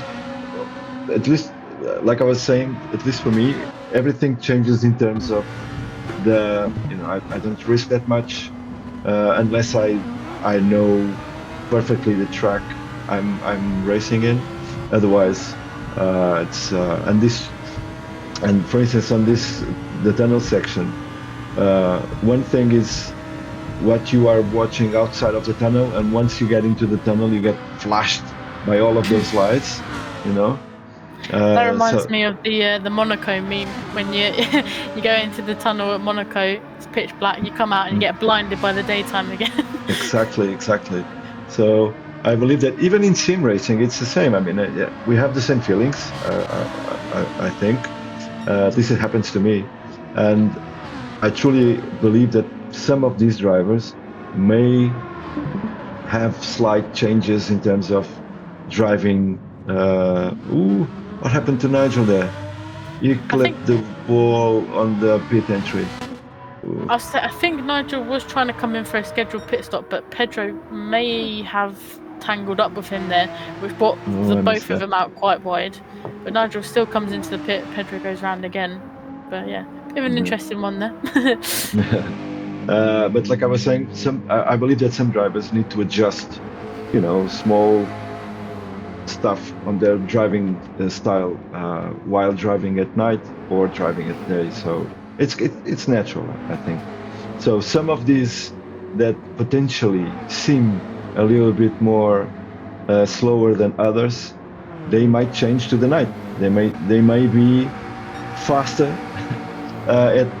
when the night comes than during the day, because they tend to risk a little bit more, or they feel more comfortable, or it's just easier for them to drive like this under these conditions. So it's like racing on rain. There are some people that are better and they're more used to, and they like more. They prefer to drive on rain or at night than the day, or under the more normal conditions, so to speak. Yeah, and it's like I say, it's a very, very, very good point that you raised there, because when you're racing just in the nighttime, your eyes are just to one thing. But obviously we've gone from early evening into the night here, and obviously your eyes are having to adapt to the changing of lights. But yeah, it's definitely an interesting point in there. As we come out of the tunnel here, we've got Midnight, who's in P3 at the moment, with Dark Lord just a little bit behind, and then Charlie's joined that battle for that P3 position at the moment. Fodder has recently come into the pits. Charlie looks like he's going to make a move on the Dark Lord here. The two are going side by side going into the chicane. It looks like they're still side by side. Dark Lord had to really brake there. He had to avoid the collision there. I was going to say it was either a very brave move by Charlie or Dark Lord, getting caught out by surprise there. And I didn't think the two were going to go side by side into the chicane. Yeah, I thought one of them was going to give, but knowing those two, neither of them wanted to give up that position. So I'm sure Dark Lord will try and fight back and try and get that position back off of Charlie.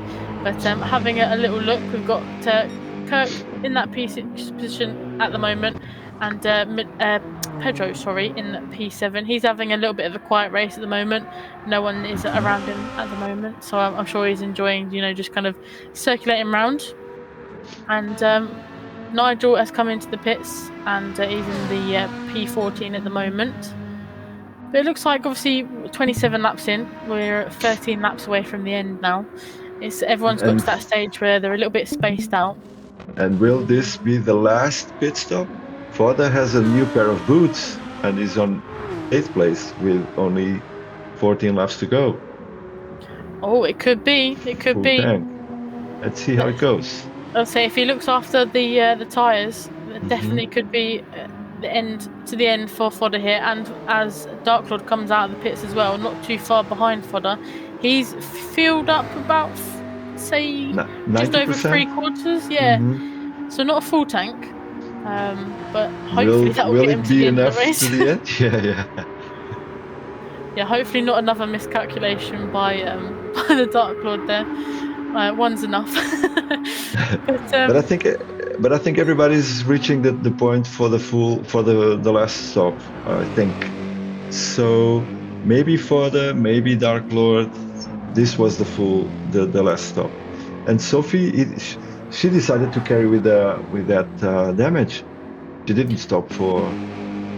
I was going to say, yeah, we've not seen her come into the pits after that damage. She's still running in P2 at the moment. It's Very good job. obviously that damage has not affected her as much as it probably would be around other tracks. I know obviously at high speed ring, when you get damage like that, it pretty much is race ending. But it seems to be doing alright for her so far, and it looks like we've got a battle for that P3 position between Midnight and Charlie. Charlie pushing Midnight through this section here. The two are going side by side. Are they going to give each other enough room? We shall see. They're going into the tunnel here. I believe both drivers still have to stop, and I think knowing both, they will go for the aggressive strategy for the last 7 laps. So they are for sure. They are going for more 5-6 laps on these tires, and maybe for the final stint. It's going to be an interesting battle here. Yeah, and obviously Charlie has got in front of Midnight here. Midnight, a little bit of oversteer coming out of the chicane there. But interesting, obviously, at this track, the drivers are running out of fuel before they're running out of tyres. Yeah. And we don't go to a lot of tracks that offer that, so I think some of the drivers obviously are getting caught out a little bit by that, such as the Dark Lord. Normally it's the other way around, where we go to very, tyre-wearing tracks and not using a lot of fuel, but here it's the complete opposite. It's good to see how obviously the drivers are reacting to that. And obviously, I think this is the only track where fuel ends first and tires. I think it's the only one. It might be, especially on this season's calendar. I think it's the only one that does that. So drivers having to adapt to a whole new style of looking after their fuel instead of their tires. Normally it's the other way around. And obviously I think Katie Dekai showed that if you are tucked up behind someone, you can save a little bit of fuel. And obviously that is put him in a very healthy P1 position at the moment. But when you're not following anyone in close proximity, it is really hard to save fuel around here. It is indeed. Katie Dekai still has to stop. I'm curious to see where will he end up after pitting regarding to Dark Lord and to Charlie. Charlie's in P3 right now. Not Charlie, sorry. Fodder. Because everybody in front of Fodder, they all need to stop. Pedro, Kirk, Midnight, Charlie, Sophia. Katie. They all have to stop. So I'm curious to see how Fodder and Dark Lord. Yeah, I was going to say Fodder's probably put his foot fully down on that accelerator, and he's trying his best to go as fast as he can to obviously capitalise on people in front of him having to pit. And obviously he's got the Dark Lord not too far behind, so got a little bit of pressure from behind at the moment. But I believe Kai has a very good gap between. But anywho,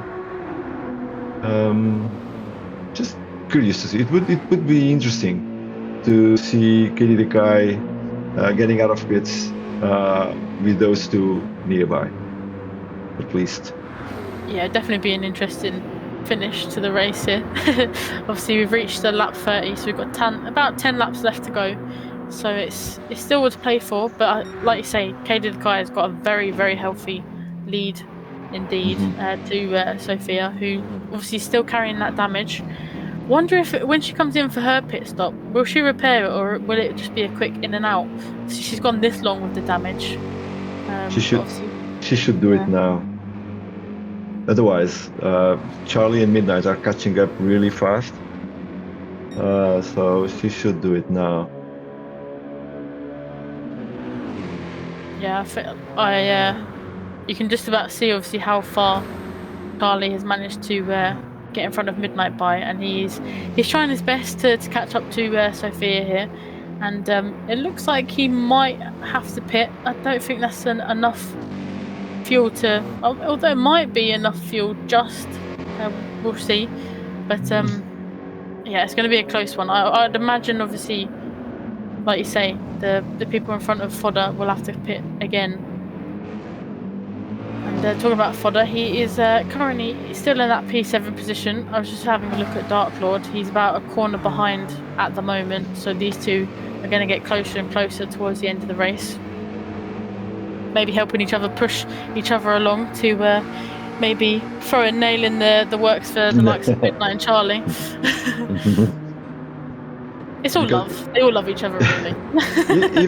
even if the guys in front don't stop, it's a hard track to overtake.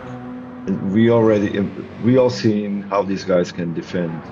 So I don't know. I think the first 6 are all going to stop. Maybe the guy for sure, he doesn't have fuel for the coming last 9 laps. And Sophia, I believe it will stop as well. Charlie already on her rear bumper, so it's... I was going to say, if I was Charlie here, I would stick behind Sophia in the knowledge that she might have to come into the pits very soon. Maybe try and save a bit of fuel, but then try and obviously on... Oh, the guy stopped. Oh yeah, he has a good spot there. I'd use the next lap to try and... Oh, Sophia is coming into the pits. Yeah. Charlie's got to put his foot all the way down now to try and create that gap so that when he comes into the pits, he comes out in front of Sophia here. So Midnight stopped as well, and Kirk as well. Everybody's is in the pits. They must have listened to you, Ziggy. You said that they're going to have to come into the pits to secure, obviously, their positions in front of Pedro and Fodder. But yeah, I think they listened to you. And they are all going for the aggressive strategy, all on softs, for sure. I mean, yeah, why wouldn't you? Here, you've got 8 laps to go. It's a little bit of a sprint to the finish line here, as it looks like Midnight has just come out just behind Sophie here, and Fodder is in that P4 position, so he's made up a few positions. But I'm intrigued to see where Charlie is going to come out in all of this, because obviously he will hopefully be the next one that will need to come into the pits. Has he done enough in this lap? And Pedro as well, for sure. Yeah, obviously Pedro and Charlie, the ones that decided not to come into the pits when everyone else was doing their pit stops. Have they? This is getting exciting. They done enough? It is indeed. Obviously onto lap 33, well 32 currently, but going on to 33. It's like a sprint race to the end. Everyone's getting closer to each other again, which is good to see. Good way to enter the race, because obviously heats everything up again. But Dark Lord is getting closer and closer to Fodder here. Those two very good race. Come into the pits. This is really entertaining. Very good race. Everybody playing smart. Everybody thinking about what to do next. So. Oh, Pedro is going round again. I think yes, he's going round again, and he went too deep. An hesitation there. That's what I thought. I was like, is he coming into the pits? He's gone wide, but then at the last minute he kind of snapped back in. So not sure there. But Charlie's come out in P5 after his pit stop, so he's got a bit of work to do to get into the lead again here. But in P1 we've got Katie Nakai again. He's back up in his favourite position on the road. We've got Sophia stopped. Oh yeah, Sophia stopped as well in that Audi R8. She's done a good race, a bit of a quiet race, but nice and consistent, and hopefully be awarded with some good valuable points here. But Fodder is currently in that last position on the podium in P3 with Dark Lord P4. Will Charlie be able to get back onto the podium here, Ziggy, do you reckon? Yeah, I don't know. Fodder will have to fight for his life because he's running on mediums, while Dark Lord also on mediums and Charlie on softs. So it will be fun to watch. It will be fun to watch how this will end. Both of them, Dark Lord and Fodder, will have to fight for their lives to keep Charlie behind them, because So what a lap time set by Kirk there. He's just in the last closing stage of the race. A little bit of a ding. Yeah, a little bit of a ding to the wall there after that. Maybe it was in celebration of his fastest lap. But he sets a time of 1:32.9, which is the fastest lap we've seen all race in the closing stages. So he's on the fighting charge. he's on the charge Pedro- and fighting for some Pedro- high positions. Pedro just pitted. Yeah, I'm not sure. I think maybe Pedro might have left it a bit late. Yeah. There. That is going to drop him down to, I'd say, P9 probably. Sicily's coming round the first couple of corners, so P10. Pedro has got a little bit of a gap. Yeah, Pedro comes out of the pits in P9. I think, unfortunately, he may have left it a little bit late there to gain any more positions. But he was doing well up until that point. Yeah, but it's too late now to you know, to recover many positions. It's going to be a hard task for him. Yeah, for sure. I think the battle to watch currently is that battle for that P2 position. We've got Fodder, Dark Lord and Charlie all fighting for the podium here. And I can just about see the lights of Sophia a little bit further behind in Midnight. A little bit further behind. Although it didn't affect her massively, I think that aerodynamic damage of Sophia's car has hampered her chances of a podium potentially. Little by little, I think obviously the lap time is building up. Obviously that's brought her into that P5. Oh, Charlie is really, really, really on the rear bumper of Dark Lord. Oh, So keep it clean now. He's going for it. He's going for it. He's going to try and go round the outside of the Dark Lord here. Brakes very late. Dark Lord still on that inside line. Cuts across him. Good defending. He managed to, but Charlie has another chance here. Meanwhile, Fodder's just cruising out front, trying to get involved in it. If Dark Lord was a little bit more closer to Fodder, you know, with a draft, it would be easier for him to defend from Charlie, but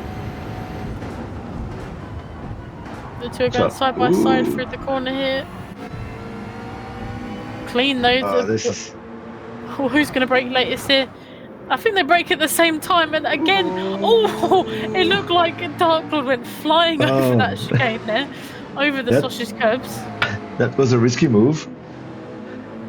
Fortunately, no one died there. Yeah, luckily. And they've managed to carry on. It kind of looked like Dark Lord skipped over those sausage curbs there in front of Charlie, and I think Charlie probably thought that his life may have been over there. But they both choose life, and they both managed to get out of the chicane, which was good. And Fodder says, "Thank you, bye bye." Yeah, thank you for battling. And somewhere again, Sophia has unfortunately got the same damage. I wonder if it was the same corner potentially. Maybe a bit of an anomaly corner for Sophia there, picking up the same damage as what she had a couple of laps ago. She is carrying on though with that damage.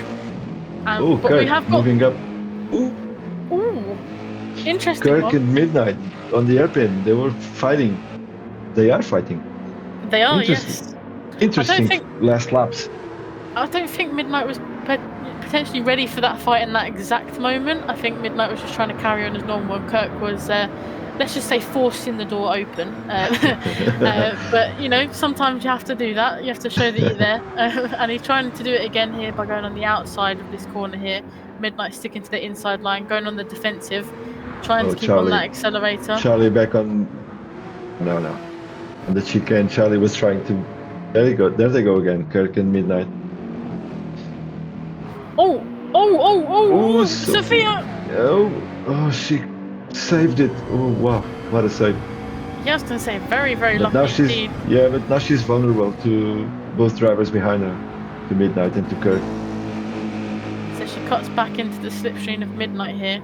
Kirk obviously will see that potentially he's eyeing up a move here as well. But if not, Midnight will thank Sophia for getting in the middle, because obviously Kirk was being a little bit forceful there in the last lap. this fight between Charlie and Dark Lord is wrecking my nerves. This is really, they are really fighting. Charlie is doing everything he can to try to overtake the Dark Lord, but he's just showing brilliant driving on defending. Oh, was there something there between Kirk and Sophia? There was something. I don't know what I don't know what to call it, but there was something. Obviously, the two drivers I think came together a little bit there, and Kirk has managed to get in front of Sophia there. Obviously, Sophia struggling with the damage, but there's a lot going on. It's hard to be everywhere, watching everything. There is these drivers. They do like making our jobs difficult for us because we need like eyes and ears everywhere.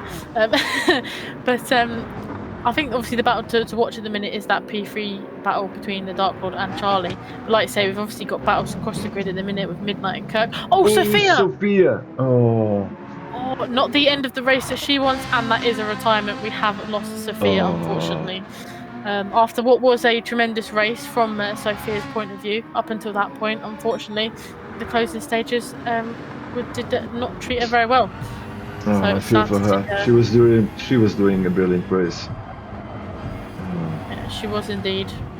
But as we go back into the race, we have Charlie, who is still very much on that bumper of Dark Lord, but Dark Lord seems to have got a little bit closer to fodder here. Yeah, 3 laps to go. Ooh, he's going for the move. He thought about it. He's going for it. Charlie has got into that last position, podium position at the moment. But I don't think it's over just yet, Ziggy. I hope not. And in the meantime, while all this was happening, Katie Dekai already stolen the fastest lap of the race from Kirk. I'd say a whole 3/10 quicker than Kirk there. I'm sure Kirk won't be very happy about that. Dark Lord and Charlie again on a tunnel. Yeah, what a move by Dark Lord there. He stayed in the slipstream, got a little bit of a bit more speed coming out of the corner, and the two are going side by side into the chicane. Please both survive it. This is beautiful to watch. This is one of the reasons why. Ooh, Charlie's hit the wall. Charlie hit the wall and have damage. Oh, not the end of the race that Charlie wants there. Obviously, he's got Midnight and Kirk on the charge, not too far behind. This could drop Charlie a few positions here because that has slowed him right down. But that's the risk when you race side by side here, Ziggy. Yeah, it is, and we've seen through the race that chicane. It's not a proper place to be side by side. It's not, or to try to overtake. It's not a good place to do that. Too risky. You never tell a racing driver that though, because they always want to go for the moves in the most kind of dangerous of places, and obviously they tried it. Guy in the pits. Yeah, not picking up a lot of fuel, but picking up a fresh set of rubber. He had the gap to do so, and he used full advantage of that. He knew that fodder was a few corners behind, but maybe going for the fastest lap again. He's not happy with just ending the race normally here, is he? Oh, he's just mocking everyone. See, I can pit whatever I want because you can't catch me. I don't know. He's just a brilliant driver. Now the fight to watch is Charlie, Midnight, and Kirk. Charlie, unfortunately, is carrying that damage, and it's easy for the other two to overtake him. No. Midnight hit the wall. I just know, Kirk. And Charlie's back again. Oh my God! Not again, Charlie, please. I don't know what Kirk was doing there. Kirk forced Midnight off into the wall there, which obviously has then dropped Midnight into that P5 position and allowed Charlie back through. But I think obviously Charlie with that damage, Midnight's definitely got the overspeed on him here to get back into that P4. And I'm sure Midnight will be saying a few choice words to Kirk, maybe while driving around in this last lap. He'll try and get that P4 off of him. But as we join the final lap, we've still got Katie Dekai in that P1 position. Not sure if he's going faster at the moment. We shall see when he crosses the first sector, and let's see if he can go for an even fastest lap by This himself. is the fastest lap. Oh, saying that, he did clip the wall a little bit there, so I don't think he's going to. Yeah, I don't think he's going to improve on that fastest lap, but it's worth a go. Why not? Obviously, makes more points for him in this championship battle that he's currently leading.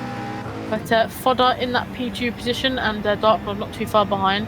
I think potentially it might be over for the battle between Kirk and Midnight.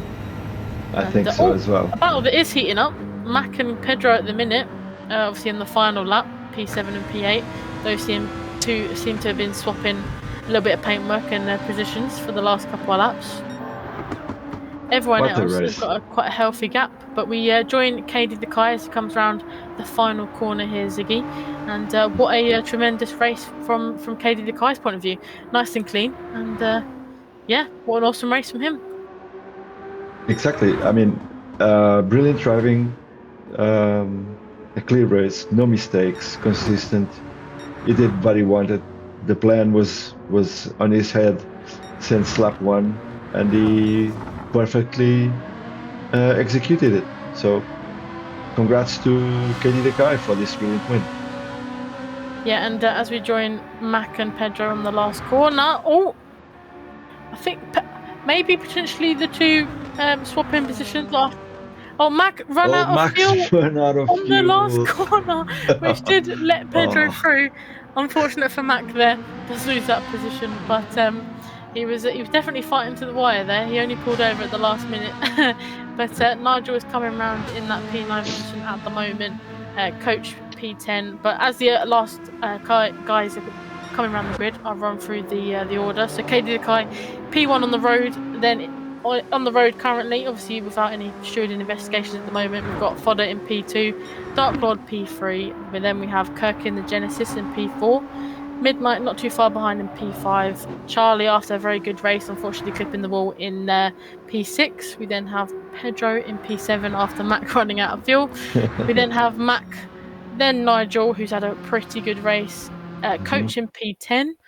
After Coach we then have Sophie in the Audi R8, Mercedes in the GTR, Citily, obviously Mercedes and Citily having a maybe not the best race ever after their start, but it wasn't their fault.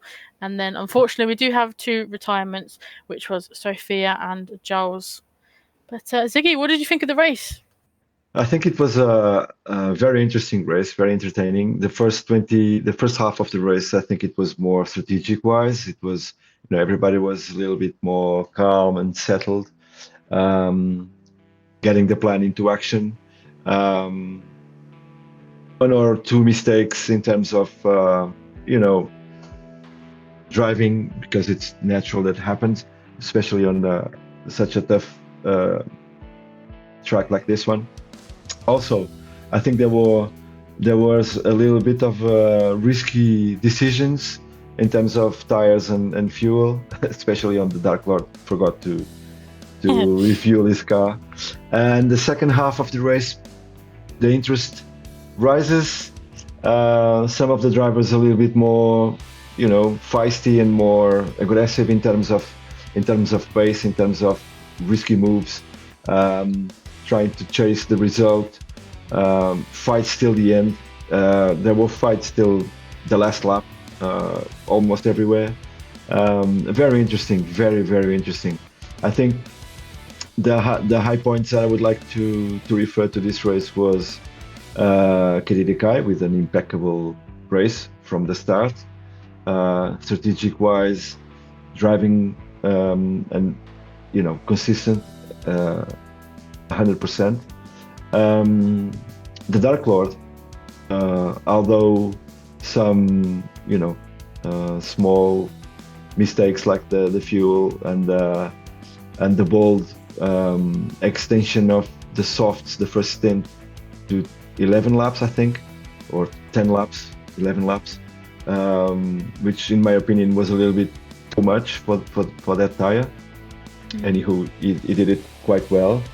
And Midnight with the other McLaren on the first half of the race, he was on the back of the pack.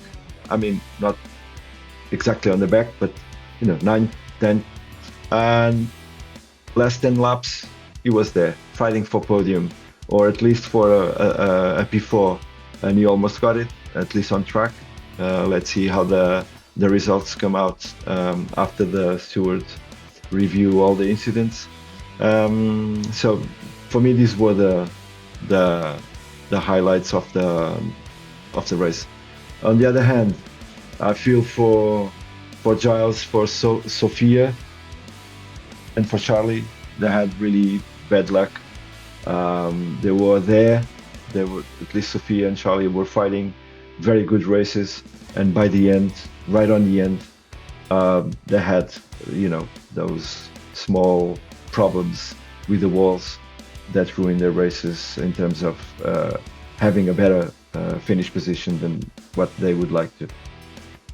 Yeah, the death chicane, although a different track, has struck again for a few of the drivers here. Like you say, are very unfortunate, because up until the points where they came in contact with it, they were running a pretty good race. But unfortunately, that is the risk of the chicanes. Obviously, when they've got the walls very close to the track, but and also obviously a lot of overtakes going into the chicane doesn't always put other drivers in the best of positions. So it's all about trying to come out of it and survive. Unfortunately, we didn't have, obviously in Charlie's, Sophie's, and a few others' cases, they didn't survive the chicane this time. But hopefully, next track that we come to a chicane, they'll have some better luck. But I've got to agree with you. All the highlights that you mentioned were my personal highlights as well. I think what we didn't see is Mac potentially maybe having another crash. He went on a different set of tyres, and he's a little bit out of position from what he'd normally be. We're normally seeing him being a front runner, so maybe either a little bit of a crash or just not acclimatised to Tokyo. But everyone else did a pretty good race. I think there's definitely some honourable shout outs for driver of the day that we'll talk about in a minute. But while we were talking, I've got the stewards' final results, and unfortunately the only driver that has dropped down is Kirk, and that does promote Midnight into that P4 position, Charlie into P5, and then Kirk slots in at P6. So unfortunately, Kirk, although P4 on the road, that will drop him to P6 and promotes Midnight into that P4 position, which he was fighting very, very hard for. And yeah, I think obviously Midnight deserves that P4. Absolutely. Think, unfortunately, these things happen, especially at these tracks where the walls are so close. Unfortunately, Kirk obviously just bashing Midnight into the wall may have not put him in the best of positions with the stewards. But nevertheless, P6 at the end of the day is not a bad result either. I think for Kirk, he had a pretty good race. That Genesis is not the easiest car to drive around here. It's quite a heavy one. So good on Kirk for getting a good result. And considering the sprint race he had, I mean, he had really bad luck and bad result there, and he turned things around, and he had a very good comeback to the feature race. Yeah, and obviously Pedro as well had a good comeback. He started in P15, and he's gone to P7. So very good making his way up the grid. It's not easy, especially over such a long race distance. So good on him. But Ziggy, now I've come to the point where we have to choose a driver for driver of the day. Who is your driver of the day for round 6? Well, I have two drivers of the day. One is by far the obvious reasons, Kedi Dekai, for the brilliant race he did from lap 1 to the last lap, and Pedro, because he started P15, he missed the quali session, unfortunately, and we all know how hard it is to overtake on this lobby with these drivers on any track. And even if he haven't done a single overtake for position through the entire race, finished P7 coming from P15 on this track, on this circuit, with these drivers, it's a very good race. So that's one of the reasons, or maybe the main reason why I choose Pedro for driver of the day. Yeah, I think I fully agree with you there. It's he hasn't picked the easiest of tracks to climb the grid on, and obviously just goes to show how good of a driver Pedro really is, managing to get up into that P7 position. I think, like you, obviously got to give it to Kedi Dekai as well. an impeccable race. Obviously showing his racecraft again, not hiding, but like sticking behind Sophia, saving a bit of fuel, and then obviously when it was his time to get out in front, he pretty much stayed there. And even at the end, he tried to go for another fastest lap. He had the opportunity to, and that just sums up Katie the Kai for you. But other honourable mentions, I'd say Fodder and the Dark Lord again. Obviously, they had to maybe a little bit harder of a race for the podium because they started a little bit lower down. They had to, obviously, especially Dark Lord when he didn't put enough fuel in. I thought that might have been a little bit of a race ending, but he managed to make it move and make it work. That was Dark Lord being Dark Lord. He's a funny guy. He wanted to bring some emotion to his race. So I think it was planned. He forgot to put some fuel in. Yeah, he'll say it's planned. When he talks to us, he'll say that he meant to do that. But yeah, definitely some honourable mentions for the driver of the day. But I think we'll go and hear what some of the drivers have to say in their podium stuff. But on to round number 7 now, Autopolis, the next track that we're going to. That's going to be a difficult one for some of the drivers, Ziggy. I hate that track. That's all I have to say. That's all I have to say about it. We're in the same boat then, so I look forward to it. But that rounds us off for round 6 here at the red lobby. Obviously, stay around and watch the blue lobby, how they got on around here as well. I think it will definitely be an interesting race across, obviously, both lobbies. But, it will be funny, at least. Yeah, it will definitely be funny. We won't do any spoilers, but there'll be some funny moments for sure. So let us know in the comments if you spotted the funny moment. But yeah. I've thoroughly enjoyed doing some more commentary with you, Ziggy, and I look forward to the next time. But thank you so much. Thank you so much. It's a pleasure. Love to be here with you. I hope to come more often to do comms with you. It was thrilling to watch these races. Thank you so much. Thank you so much. Thank you as well, and we will see you all in round 7. It was a good race for me. Started pole but made a mistake on the hairpin on the first lap that lost me a few positions. The first stint I just wanted to keep up with the leading pack. Because I was keeping up with them, I managed to save fuel and run longer than them. Once I did pit, I came out in second place, so I managed to jump Mystic by running longer. Was still a bit off Sarah in first. Once the second round of pit started, I managed to close the gap on Sarah, and when I pitted, I came out in second place knowing Gary still had to pit. The last stint was going well, so that the lap times was coming down, and thought about getting the extra points for fastest lap, which I was holding until Ziggy pitted for fresh softs. I checked the gap to second place and decided I wanted those extra points, so decided to risk a pit stop for fresh tires to try and get that fastest lap. It worked out and managed to do it. Sorry Ziggy. Overall, it was a good race, as it was also my first race with the new Fanatic wheel. Coming back from the mid-season break, I knew round 6 at Tokyo was going to be a massive challenge. Starting P5 in the sprint race, my main goal was just to survive that first few laps. It's so tight there, and there's zero room for error when the pack is bunched up. I had some slight contact with Damo early on, but luckily kept it pointed straight, and actually managed to pick up 2 spots by the end of lap 1. From there I watched Sturdy and Murphy battle it out ahead. When Murphy made a mistake into turn 1, I moved into P2 and focused entirely on sticking to Sturdy's bumper to use the slipstream and pull away from the pack. Sturdy was driving a great race, but he just clipped the wall on the final corner, which gave me the run I needed to take the lead on the straight. Once I was in P1, I could see Sarah charging through the field behind me. She was closing the gap lap after lap, and I knew I couldn't afford a single mistake. Managing that gap to Sarah in those final laps was intense. Crossing the line with just a second between us. My first win was an incredible feeling, and one I can hopefully repeat one day. A huge thanks to Nighthawk for letting me join this fantastic league. I'm definitely looking forward to the next one.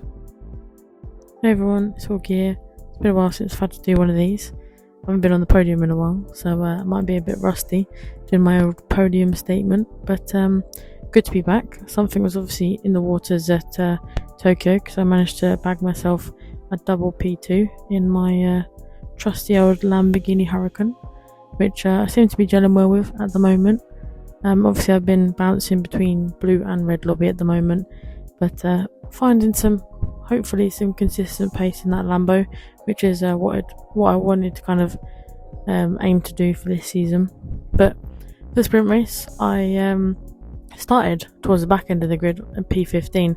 Wasn't really expecting much, wasn't expecting to kind of fight through the pack, but I managed to get into 9th after the hairpin of lap 1, and then I went for a bit of a dicey move on Gary.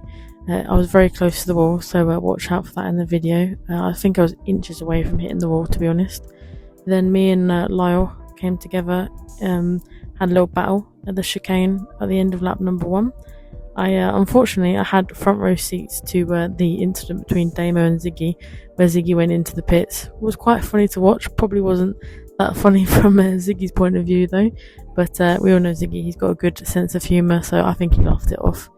But I spent a few laps battling with Sparky for P4 and P3. Always find myself in and around Sparky having a few battles, which is always good.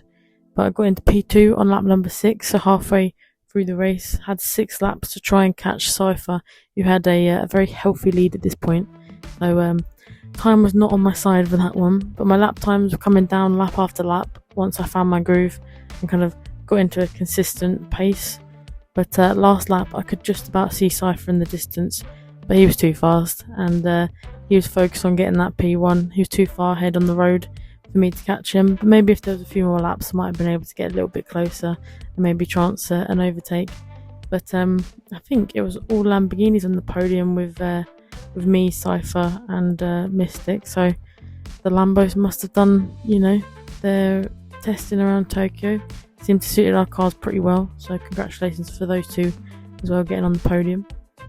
But moving on to the feature race, I started P2, qualified on the softs. I just got beaten by Bertie, who I think qualified on the mediums and set a blisteringly fast lap time. But me and Bertie had a decent fight for the first couple of corners. Always good to fight side by side with Bertie. I overtook Bertie at the hairpin of lap 1. Had to make those softs. Had to strike while the softs were hot.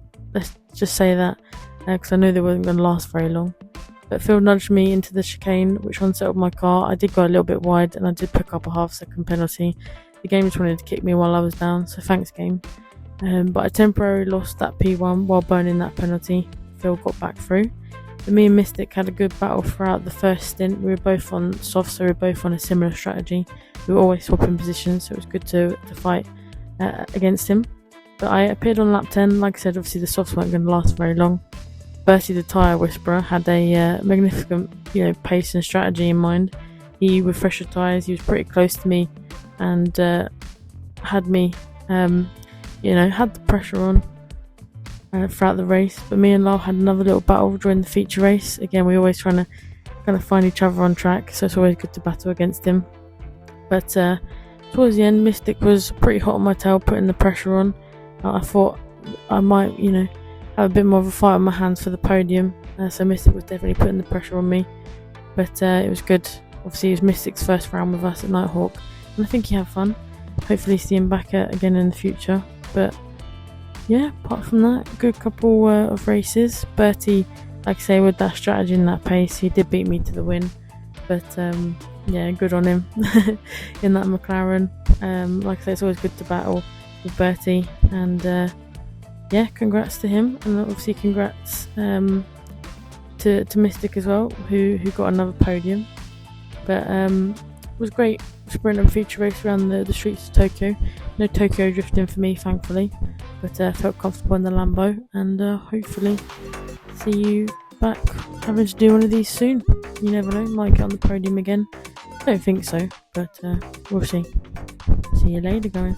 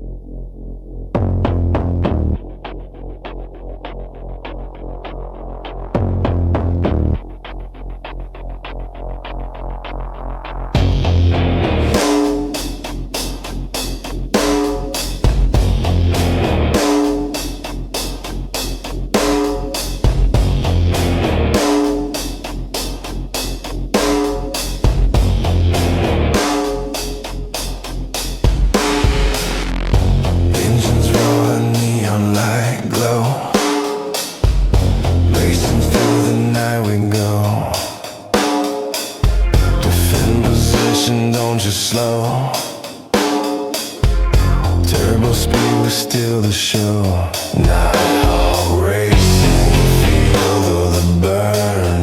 Around each turn, victories earned. Passing rivals, nothing's assumed.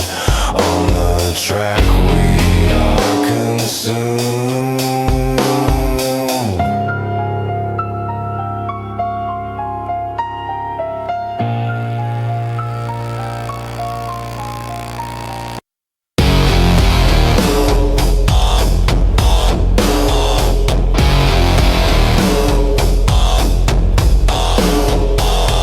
Adrenaline rush, heartbeats race.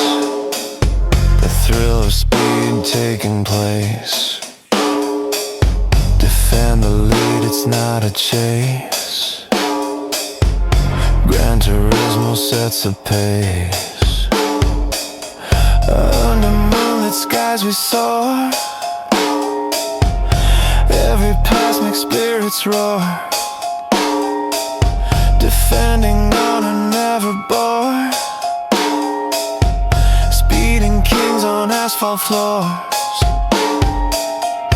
Through the stadiums we fly by. Cheering crowds lighting the sky. Nighthawk warriors reaching high. No defeat will dignify. Nighthawk racing feet.